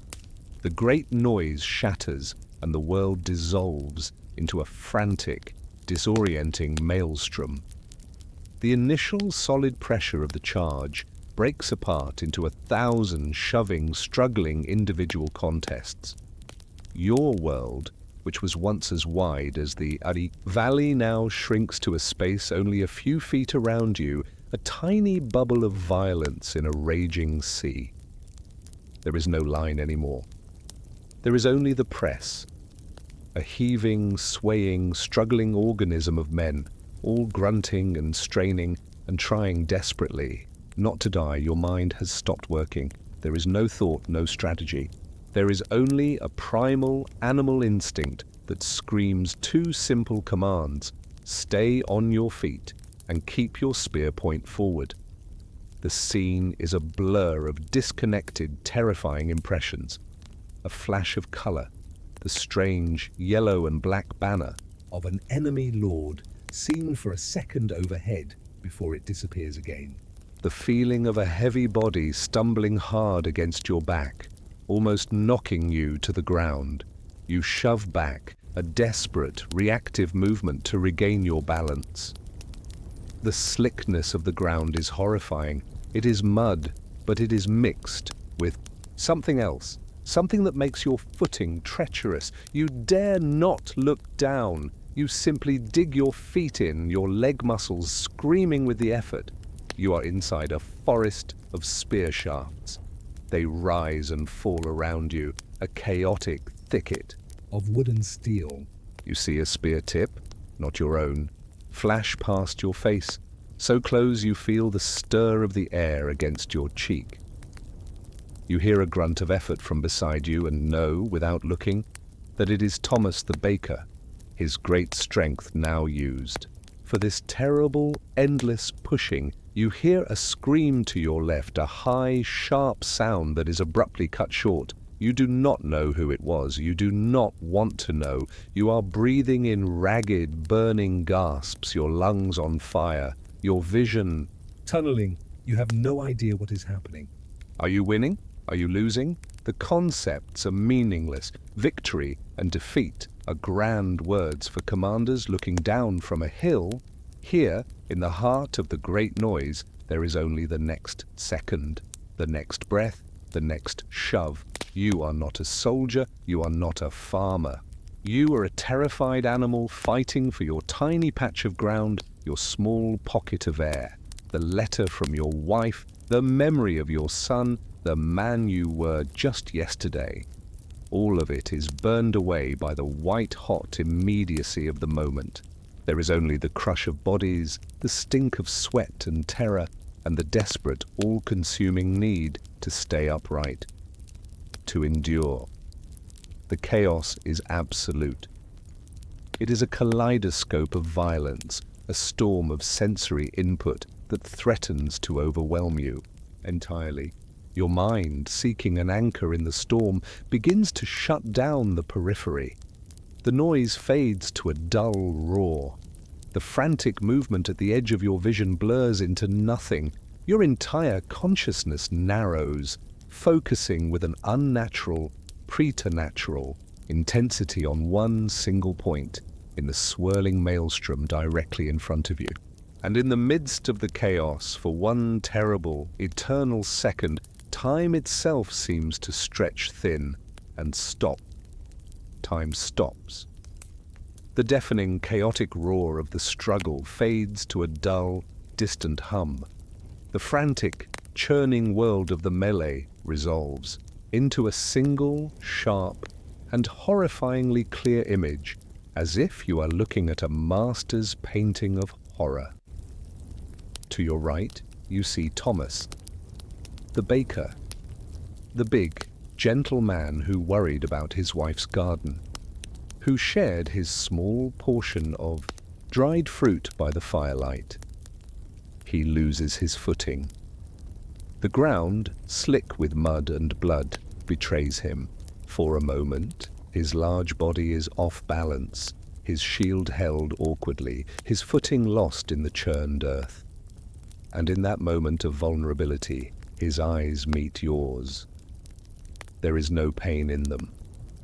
Not yet. There is only a look of pure childlike surprise, a wide-eyed shock, as if he cannot quite believe this is happening, as if he has simply tripped while walking home from the market.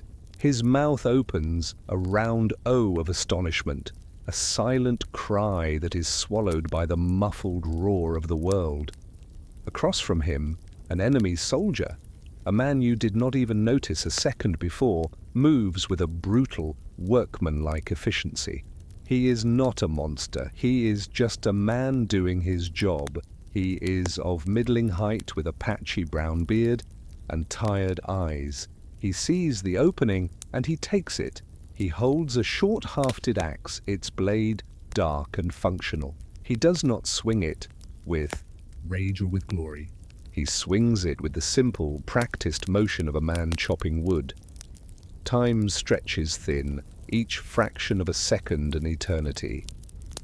You see the axe rise, you see it catch the grey morning light, you see it fall. You do not see the impact itself. You see Thomas's head snap to the side. You see the look of surprise in his eyes vanish, replaced by a sudden, awful emptiness. His body does not fall so much as it folds, his great strength vanishing in an instant, collapsing in on itself like a sack of grain. As he goes down, one of his big hands reaches out, not to fight, not to grab, but as if reaching for something that is no longer there. A memory that will be burned into you forever. A silent, slow-motion ballet of death, then, just as suddenly as it stopped, time crashes back in on itself. The slow-motion painting shatters into a million violent pieces. The wall of sound returns, a physical blow that stuns you. The pressure of the line surges and you are shoved forward, stumbling into the space where Thomas just was. The moment of terrible clarity is gone, swallowed by the maelstrom. But you are changed.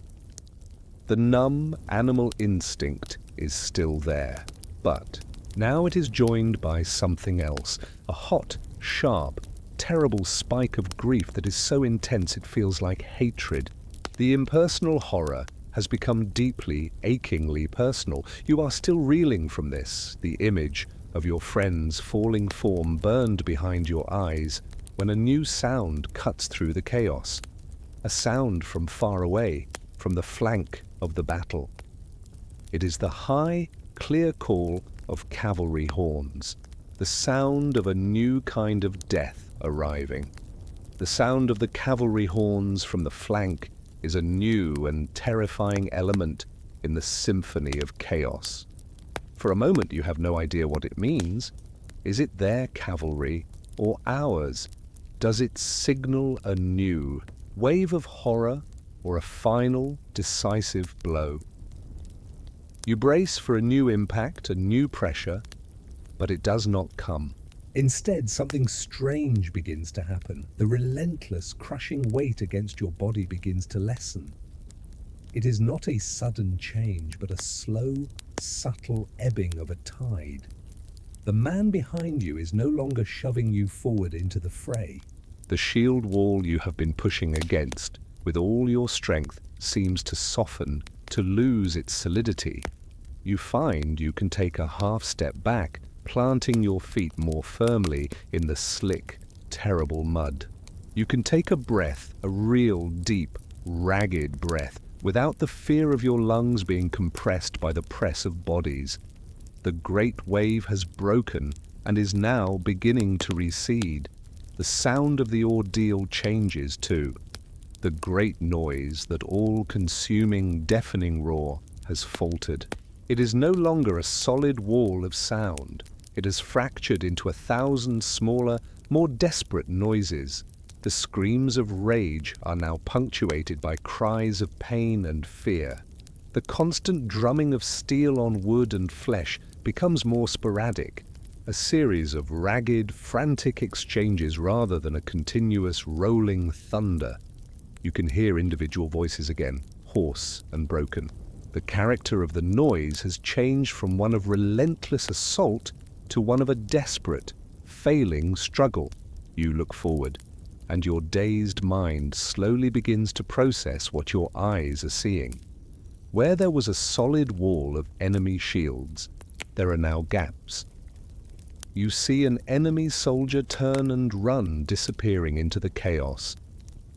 You see another look over his shoulder towards the sound of the horns, his face a mask of panic. You see a banner waver, tilt, and then go down. The unbreakable line is breaking. The unmovable object is giving way. For a moment you don't dare to believe it.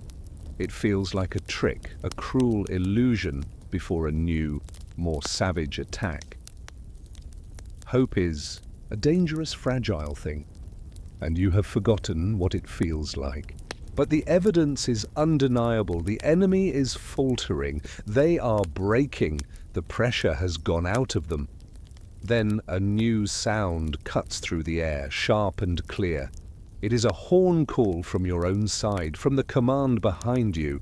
It is not the mournful call of dawn, nor the simple command to advance. It is a different sequence of notes, a triumphant, braying call you recognize from the long days of training in the camp. It is the call for the final push. It is the call of victory. The sound is both beautiful and ugly. Beautiful because it means this part of the nightmare is ending. Ugly for the cost it has taken to hear it. A wave of something washes over you, but it is not triumph. It is not the glorious feeling the commander spoke of in his fiery speech. It is a hollow, bone-deep exhaustion so profound it makes your knees weak. You look at David beside you, his face streaked with grime and blood, his eyes wide with the same exhausted disbelief. You are alive. Somehow, impossibly, you are still standing. You take a deep, shuddering breath, the air tasting of blood and iron and cold, clean relief. The fighting is not entirely over. There are still pockets of desperate struggle, the sounds of men being hunted down as they flee. But the great, heaving crush has ended. The line has dissolved. As the roar of the main struggle dies down, a new soundscape begins to emerge from beneath it. It is not the sound of fighting, but the sound of its consequence. It is a thin, widespread, and infinitely more terrible sound. It is the sound of moaning, the sound of thousands of wounded and dying men. The ordeal of the fight is over. The ordeal of its aftermath is about to begin. The fighting has stopped. The last command has been given. The last enemy has fled or fallen. And into the space left behind by the great noise, a new sound rushes in. It is silence. But it is not a gentle or peaceful silence. It is a ringing, buzzing silence that fills your ears, the ghost of the deafening roar you have just endured.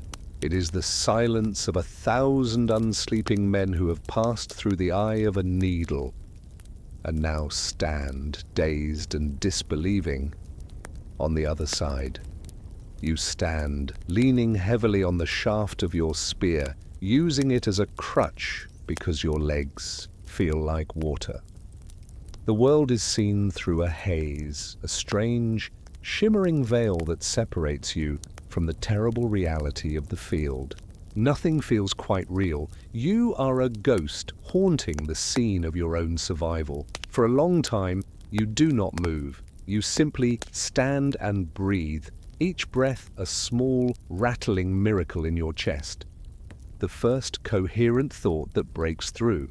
The fog in your mind is a simple, primal question. Am I whole? Slowly, as if moving through deep water, you begin the process of re-entry into your own body. You look down at your hands, still gripping the spear. They do not feel like your hands. They are caked in mud and grime and something dark and sticky. They are hands that belong to a stranger, a more violent man than you have ever known.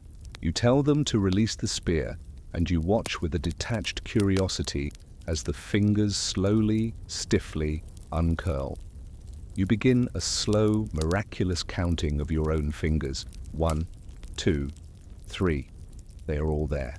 This small, simple fact feels like a profound and impossible treasure. Your strange hands begin a slow, clumsy exploration.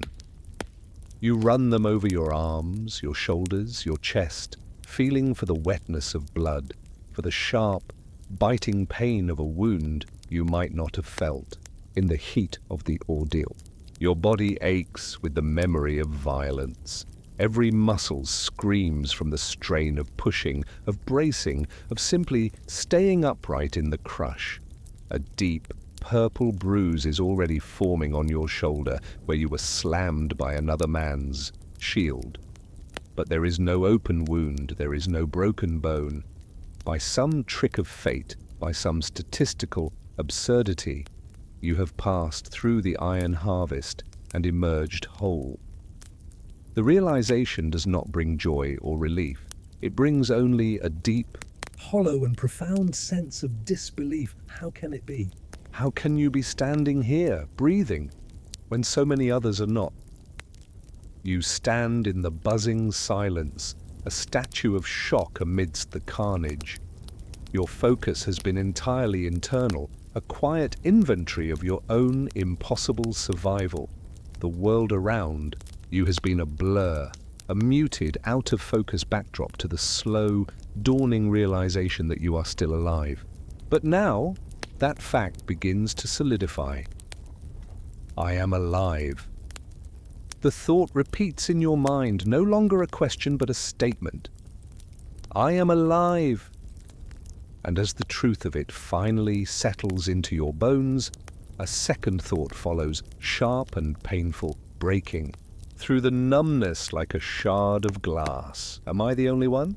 The need to know, the sudden, desperate and overwhelming need to find your comrades, the men from your village, the faces from the firelight, finally breaks the paralysis. Your connection to the world, severed by the trauma, is restored by the thought of them, and you take your first unsteady step into the field of silence. The paralysis shatters, and a single, urgent need takes its place. It is a purpose that cuts through the fog of shock. Find them. Find the men from your village. You pull your spear from the mud and begin to walk, your legs stiff and clumsy, your movements slow and dreamlike. You are moving across a field of ghosts. The survivors of the great noise wander aimlessly, their faces masks of incomprehensible emotion. You see a man on his knees laughing a high, hysterical laugh that sounds more like weeping. You see another man, a boy really, talking Animatedly to a corpse, trying to shake his friend awake. Most, however, are simply blank. They stare into the middle distance, their eyes empty, their souls having retreated to some deep, safe place where the horror cannot reach them. You open your mouth to call out a name, but your voice is a stranger, in your own throat. It comes out as a rough, dry croak. David, you whisper, and then louder, your voice cracking with the effort. Will?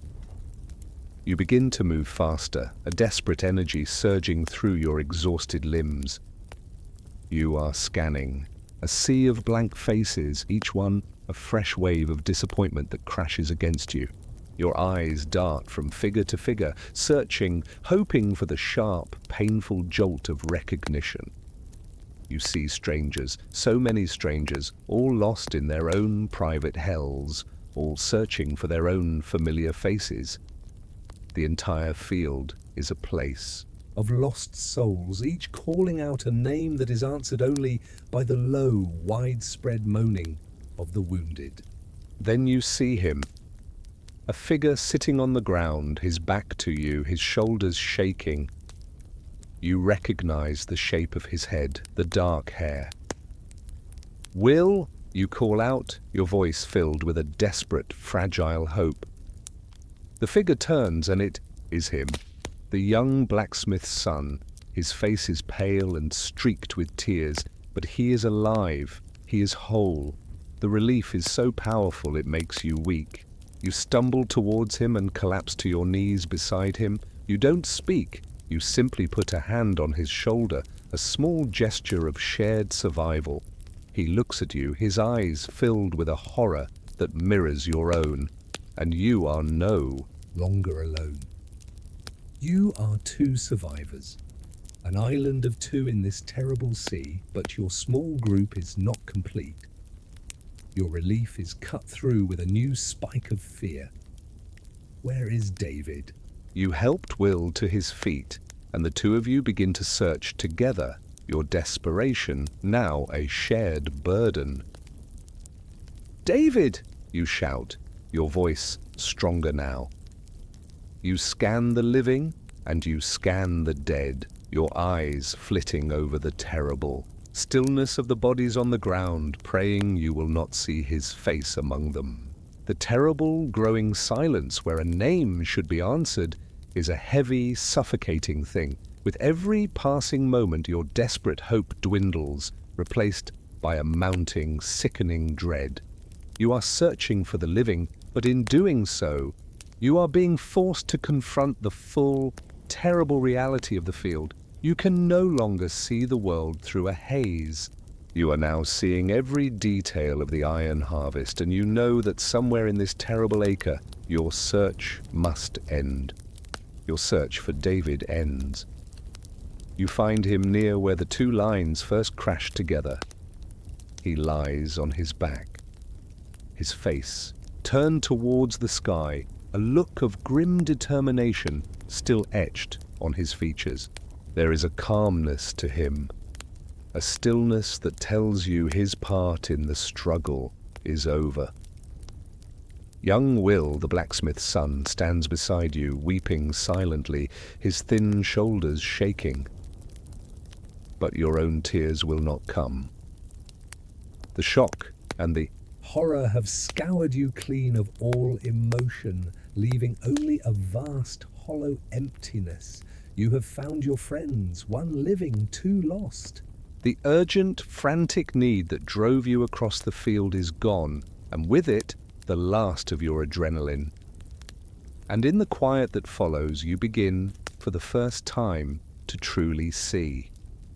You are standing in a place that was, just this morning, a simple pasture, a field of green grass and wildflowers, a place where sheep would graze. Now it is a field of broken things. It is the ruin of a world. You begin to walk, your steps slow and unsteady, your gaze taking in the full scope of the iron harvest. The ground is no longer grass, but a churned, bloody mud, littered with the terrible debris of the fight. Splintered spear shafts, dented helmets, shields bearing the crude markings of a dozen different villages. You see a shield with a painted bluebird, the mark of the men from the next valley over. You remember seeing them laugh and share a drink in the camp. Now their shield lies half buried in the earth, a silent testament to their fate. Your eyes drift from one heartbreaking detail to the next. You see a single discarded glove lying palm up in the mud, as if waiting for a handshake that will never come. You see a heavy silken banner, one that had looked so glorious in the torchlight during the commander's speech, now trodden into the filth its proud lion emblem staring sightlessly at the grey sky. All the grand words of glory and righteousness seem like a bitter, hollow lie in the face of this quiet, wasteful ruin. The great noise has vanished, and all that is left is a silence that screams with the stories that were cut short. Further on you see one of the great war horses of the knights. It lies on its side, a magnificent, powerful creature brought low. Its legs kick weakly, its great dark eyes wide with a confusion and pain that feels deeply, horribly human. The terrible stillness of a fallen horse, a creature with no stake. In this fight speaks to a tragedy that is wider than just the quarrels of men. And everywhere there are the men. They lie as they fell, scattered across the terrible acre like seeds thrown by a careless hand. You do not focus on their wounds. You see only their humanity. They are enemy and friend, now indistinguishable in the quiet dignity of the dead. They are boys who should be at home learning a trade. They are fathers whose children will now grow up without them. They are husbands whose wives will wait for a man who will never return. There is no glory here. There is no honor in this silent, broken field. There is only the profound, aching tragedy of it all. This is the true face of the battle, stripped of all its noise and fury. It is a quiet, muddy field full of broken things and sleeping men. You stand there, a lone, living figure in a landscape of profound loss. The numbness that has protected you begins to crack. A deep, shuddering sorrow starts to well up from the deep pit of your stomach. You are a witness to the cost. And as your senses slowly, painfully return to you, a sound that has been a low hum in the background begins to sharpen, to penetrate the fog of your shock. It is the low, constant, and terrible sound of the wounded calling out for water, for mothers, for a merciful end. The passive act of witnessing is over. The grim, active work of the aftermath is about to begin. Your shock is a fragile shield, and it is pierced by the sound. As the roar of combat fades, this new soundscape rises to take its place. It is a chorus of pain, a vast, sprawling tapestry of human suffering woven from the groans, the cries, and the weak, desperate calls for help that now lift from the field. A sergeant, his face a grey mask of exhaustion, his voice a hoarse rasp, begins organizing the survivors. There is no time for stillness. There is work to be done. The work of the living. You and Will are given a task. You are to fetch water. 2 heavy wooden buckets are thrust into your hands. Your job is to walk to the stream at the edge of the valley, fill them, and carry the water back to the makeshift tents where the priests and surgeons are doing their own terrible work. It is a simple, mechanical, and endless task. It is a mercy. You begin to move like a man in a dream. Your body, aching with the deep bruises and strains of the ordeal, protests with every step. But you welcome the pain. It is a physical sensation, something real to focus on, a shield against the sounds around you. You walk to the stream. The water is cold and clear, blissfully ignorant of the events of the day. You plunge the buckets in, the sound of the filling. Buckets are naturally loud in the quiet air. You lift them, their weight a familiar grounding strain on your arms and shoulders, and you begin the long walk back. The path takes you through the heart of the aftermath. You force yourself not to look, to keep your eyes fixed on the sloshing water in your buckets. But you cannot block out the sounds. You cannot block out the smells of blood and fear. You are instructed not to stop. Your job is water. The simple, repetitive motion of walking becomes a prayer, a meditation, a way to keep from thinking. Left foot, Right foot, don't look, don't listen, just carry the water. You reach one of the surgical tents. A priest directs you to a man lying on the ground, his face pale, his lips cracked and dry. You kneel down, your own joints screaming in protest. You cup some water in your hand and bring it to his lips. He drinks, a weak, desperate gulping. His eyes, full of pain, meet yours for a second, and he gives a slight, grateful nod. It is a moment of pure, unvarnished human connection. The simple mercy of a sip of water. It is a tiny pinprick of light in an ocean of darkness. And it hurts, more than you can bear. You get up and retreat back into the numbness of the task, walking back towards the stream. For hours, this is your entire world. The stream, the buckets, the walk. The weight of another man's body as you help move him onto a makeshift stretcher. You are a body performing a function. Your mind is blessedly, mercifully empty. You see the horror, but you do not allow yourself to feel it. The numbness is a gift, a form of grace. It is the only way to endure. As the sun begins to set, casting long, mournful shadows across the field, the grim work finally winds down. A sergeant tells you to stop. You set the heavy buckets down for the last time. And, as the purposeful, mechanical motion ceases, the shield of numbness you have carried all afternoon begins to crack. The physical and emotional exhaustion, held at bay by the endless task, comes crashing down on you with the force of a physical blow. You stumble back towards the small fire your surviving comrades have managed to build, the chorus of pain still ringing in your ears. You huddle around a small, smoky fire with Will and the 3 other men from your village who have endured. 20 of you walked onto this field. 5 of you remain. The night before, this small circle was filled with the nervous energy of anticipation, the sound of sharpening steel, the low murmur of stories and prayers.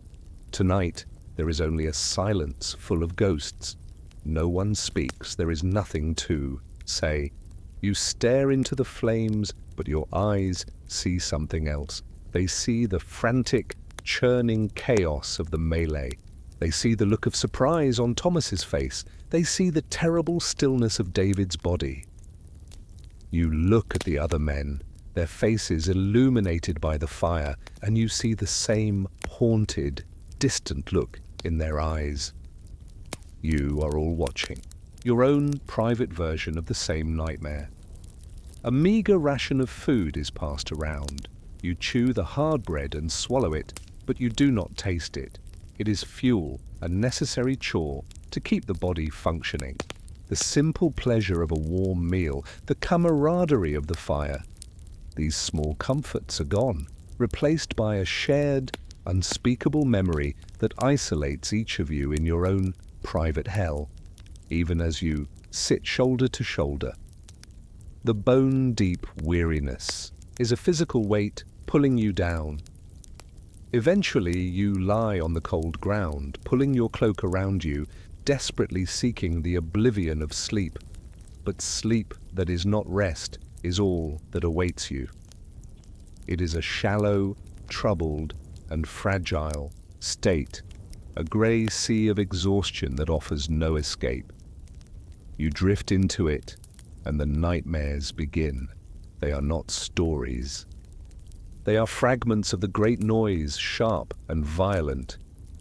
You are jolted awake by the phantom sound of 1,000 arrows ripping through the air. You close your eyes again, and you see a flash of an axe blade glinting in the sun. You feel the terrifying phantom pressure of the crush, the feeling of being unable to breathe. You see a mouth, wide open in a silent scream. You jerk awake again, your heart pounding, a cold sweat on your skin, the smell of blood thick in your nostrils. The fire has burned down to glowing embers. In the dim, red light, you see Will sitting up, his arms wrapped around his knees, staring into the darkness. A moment later, another of your comrades sits up, his breathing ragged. You are not alone in your haunting. This silent, shared sleeplessness is the first true language of your new community. It is the quiet, terrible comfort of knowing that someone else is also awake, also trapped in the wreckage of the day. You drift in and out of this tormented state all night. Sleep is not a refuge. It is a continuation of the ordeal by other means. Dawn, when it finally comes, is not a relief. It is a grey, joyless, and unwelcome light that illuminates the grim reality of the world you have survived to inherit. And with the dawn comes the beginning of the long journey away from this terrible place. A journey you will take with the ghosts of this night as your constant companion. The army turns its back on the place of skulls and begins to march. This journey is not like the one that brought you here. The march to battle was a noisy, nervous affair, full of a frantic, unknowing energy. This march is quiet. It is the slow, shuffling walk of a column of ghosts marching home. The men who survived are different now. Harder, quieter, older. The silence is not the silence of anticipation that preceded the ordeal, but a heavy, knowing silence of memory. There are no stories told around the fires at night. There is no speculation. Each man is lost in his own thoughts, walking with the ghosts of those who did not return.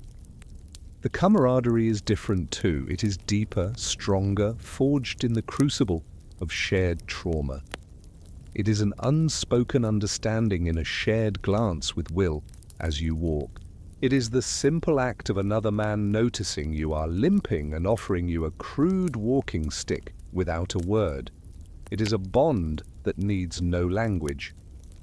You are all carrying the weight of the iron harvest together, and in that shared burden there is a strange, grim comfort. You are brothers in a way that no one in the world you are returning to will ever understand. As you walk, the world itself seems changed. Or perhaps it is you who has changed. The simple, natural beauty of the landscape now seems almost painfully sharp. You notice things you never saw before. The intricate pattern of moss on an old stone wall. The brilliant, impossible blue of a jay's feather on the path. The sound of a bird's song in the trees feels so clear, so pure, that it is almost too much to bear. This is the world you fought for, the world that continued its life while you were lost in the great noise. And now, returning to it, you feel like a stranger. The world feels too bright, too loud, too peaceful. You are a discordant note in a song you have forgotten how to sing. The days of the march blur into one another, a monotonous rhythm of walking, eating, and haunted sleep. The physical exhaustion is immense, but your body is hardened to it now. It is the exhaustion of the soul that truly weighs you down. You walk in a state of quiet reflection, the events of the battle replaying in your mind, not as a frantic memory, but as a series of still, silent paintings. You are slowly, painfully processing what you have endured, what you have seen, and what you have done. You are walking away from the field of slaughter, but you know with a certainty that has settled deep in your bones that you will carry it with you for the rest of your days. After a week that feels like a lifetime, the landscape begins to feel familiar. A turn in the road, a particular stand of oak trees, a familiar shape to a distant hill. A new feeling begins to stir in your chest, a feeling you had thought long dead, a fragile, tentative hope, and then you crest a familiar hill, and you stop. There, nestled in the valley below, bathed in the soft afternoon sun, is a sight you truly believed you would never see again. The thin tendrils of smoke rising from the chimneys, the patchwork of fields, the rooftops of your own village. You are home. The last mile of the road is the longest you have ever walked. You and the other 4 survivors from your village walk in a tight, silent group, separating only when you reach the first cottages. You see your own front door, an impossible, beautiful sight that makes your heart ache. A child playing in the lane sees you, stops and lets out a cry. "Father!" The door to your cottage flies open and your wife is running towards you, her face a mask of disbelief and tearful, radiant joy. The reunion is a physical thing, a collision of overwhelming emotions. You drop your spear and your pack, and she is in your arms. You bury your face in her hair, breathing in the smell of her, the smell of wood smoke and herbs, the smell of home. The joy is so fierce it hurts, a physical pain in your chest. Your son wraps his small arms around your legs, his face pressed into your tunic. You are weeping, great, shuddering sobs of a man who has been brought back from the dead. You are home. You are safe. You have endured. You step across your own threshold into the small, warm space of your life. Every detail is achingly familiar: the worn wooden table, the pot hanging over the hearth, the particular way the light falls through the window. For a few beautiful, perfect hours, there is only joy. You eat a real meal, food cooked with love. You hold your wife's hand. You tell your son a story, his familiar weight a comforting presence in your lap.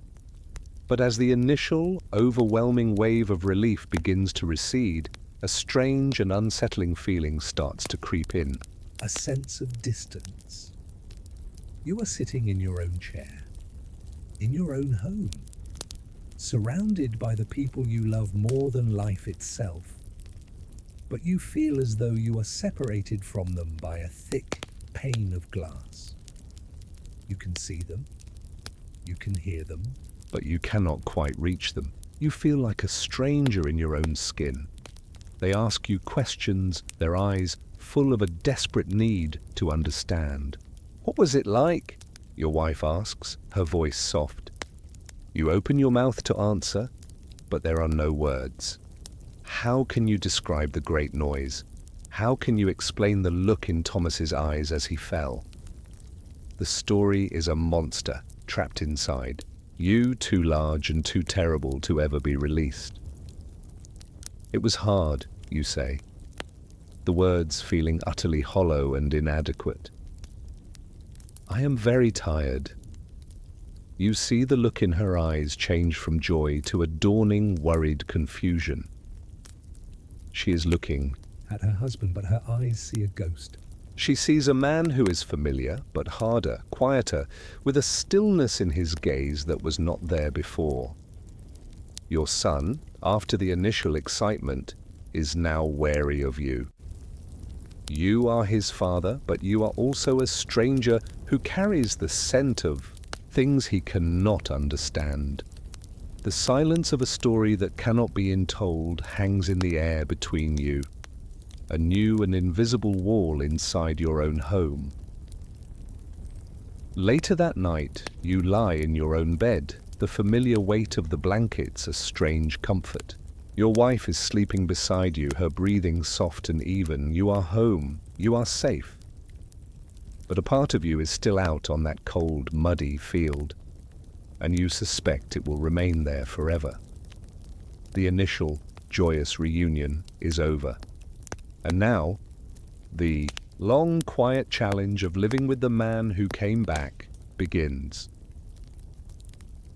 You are home. The words are true, but the reality is complex. You are a man who has brought a war back with him. a quiet, invisible war that is fought now in the peaceful fields of your own mind. The world you return to is the same one you left, but you are not the same man. And so, you are learning to live with the ghosts. It happens in small, unexpected moments. You are in the village one afternoon, and the blacksmith, a new man you do not know, strikes his anvil with a sharp, ringing clang. The sound rips through the quiet air, and in an instant, you are no longer in your village. You are back on that terrible field, and the clang is the sound of a sword hitting a helmet.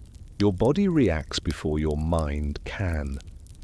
You flinch, a hard, violent jerk of your entire frame.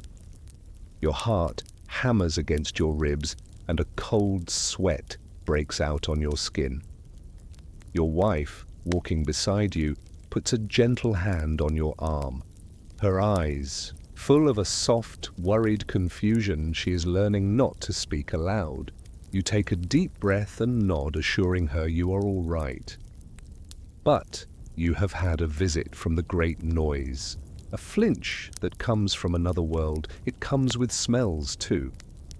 One evening, the smell of roasting meat from a neighbor's hearth drifts through your window. It is a good, hearty smell, a smell of community and sustenance, but for you, it brings back a memory of the field after the battle, a memory your mind has tried so hard to bury. You feel a sudden sickness in your stomach, and you have to quietly step outside into the cool night air until the feeling passes. You have become a ghost at the feast, haunted by things no one else can see or smell. The nights are the hardest. You sit by your own hearth, the fire a comforting, dancing light. Your family is asleep, the cottage filled with the quiet, peaceful sounds of their breathing. But as you stare into the embers, memories rise like smoke from the fire. You see faces. The wide, surprised eyes of Thomas the baker as he fell. The grim, silent strength of David. The terrified face of the boy you saw in the enemy line. They are all there. The ghosts at the hearth. Silent companions in your waking nights. They do not accuse you. They do not speak. They simply sit with you in the darkness, a quiet testament to all that was lost. Your wife learns. She learns to move quietly around you, to not slam a door or drop a pot. She learns that sometimes you will stare into the fire for an hour without speaking, and she learns to simply sit with you in that silence. Your son learns that while you love him more than ever, there is a sadness in you that he cannot fix, a place in your eyes he cannot reach. They are learning to live with the ghosts too. There are days when the weight of it feels too heavy to bear, when the pane of glass between you and the world feels thick and unbreakable. But you survived. And in that survival is a stubborn, quiet duty.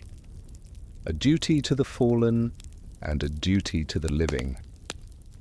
And so in the quiet moments between the hauntings, you make a conscious choice. You will not let the ghosts win. You will not let the echo of the great noise be the only song you hear. You must find a way to reclaim your life, not by forgetting, but by learning to live again, one simple, ordinary day at a time. The healing does not come from talking. The story of that place, of the iron harvest, has no words. The healing comes from your hands. It comes from returning to the simple, honest, and familiar rhythms of your old work. You go out to the small workshop behind your cottage, a place you have not entered since your return. The air inside is still and cool, smelling of sawdust and beeswax. You run your hand over the familiar surfaces of your workbench, over the handles of your tools. You pick up a plane, its wooden body worn smooth and dark from the grip of your own father and his father before him. You feel the beautiful weight of a tool for building. It is balanced. It is familiar. It is the perfect opposite of the rough, alien spear you were forced to carry. You take a piece of wood and you begin to work. The blade of the plane whispers as it peels away a perfect, clean curl of pine. The motion is rhythmic, steady, repetitive, back and forth.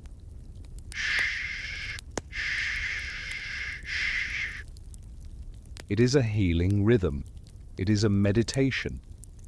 The focus required for the task is a balm to your fractured mind. For the first time in a long time, the ghosts recede, the echoes quiet. There is only the wood, the tool, and the careful work of your hands. The sweat on your brow is the honest sweat of labor, not of fear. Each curl of wood that falls to the floor is a small act of creation, a quiet defiance against the memory of destruction. You work in the fields, turning the dark, rich earth with a spade. The smell of the soil is clean and real. You are helping things to grow again, and in doing so, a part of you begins to grow again too. You are slowly, patiently rebuilding the man you were, one small, deliberate act at a time. The pane of glass between you and the world begins to thin, to dissolve. You are returning to your own skin. With this slow return comes a new and profound appreciation for the life you have been given back. It is a gratitude so deep, it is silent. You never speak of it, but you feel it in every waking moment. You pause in your work to watch the way the wind moves through the tall grass, and you see it as a miracle. You eat a simple meal of bread and warm soup, and the flavors are more intense, more wonderful than any feast. You sit by the fire at night and listen to the quiet music of your home, the soft breathing of your sleeping son, the gentle crackle of the fire, the sound of your wife humming as she mends a piece of clothing.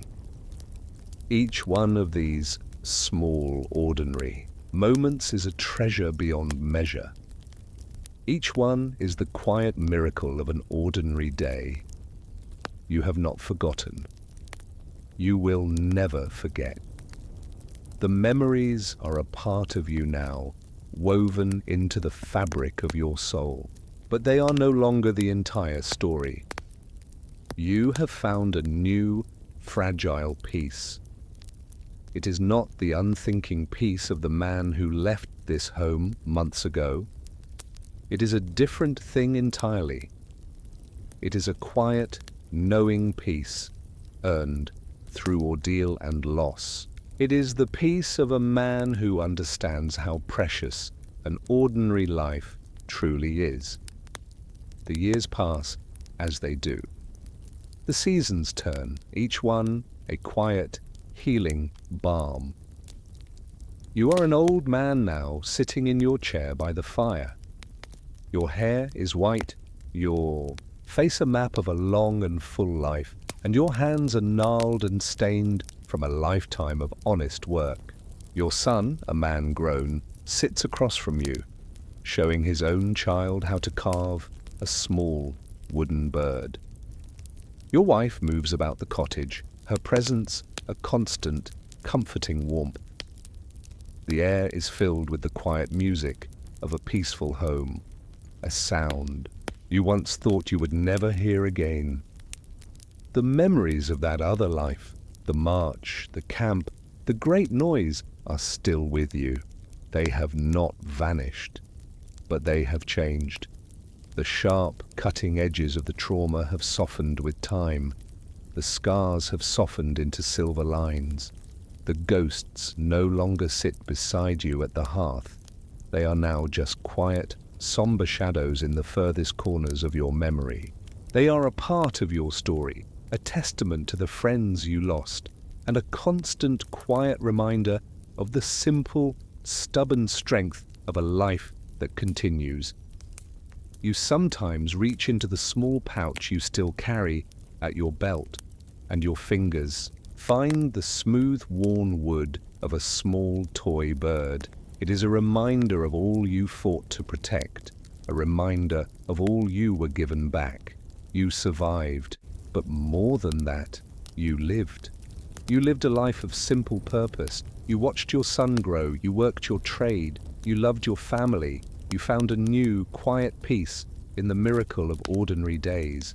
And you honored the memory of the fallen not by dwelling on their deaths, but by cherishing the gift of your own life. This has been your story, a story of how a simple man, a farmer, a husband, a son, was called to an ordeal he did not choose, and how he found his way through the nightmare and back into the light. It is a story of terror and survival, of loss and love, and of the quiet, resilient strength of the human heart. And here, in this quiet peace, in this warm and gentle light, our journey is at an end. We have walked the long road together, from that first fateful knock on the door to this final, quiet rest. You have witnessed the ordeal, you have felt the fear, and you have endured. Thank you for walking this path, and now it is time for your own journey to end for the night. Let the story fade. Let the warmth of the hearth fill you. Let the soft blanket of sleep be your own quiet peace after a long day.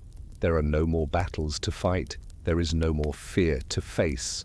There is only this calm, this stillness, and this deep and profound rest. And now it is time for your own quiet rest. Sleep well, friend.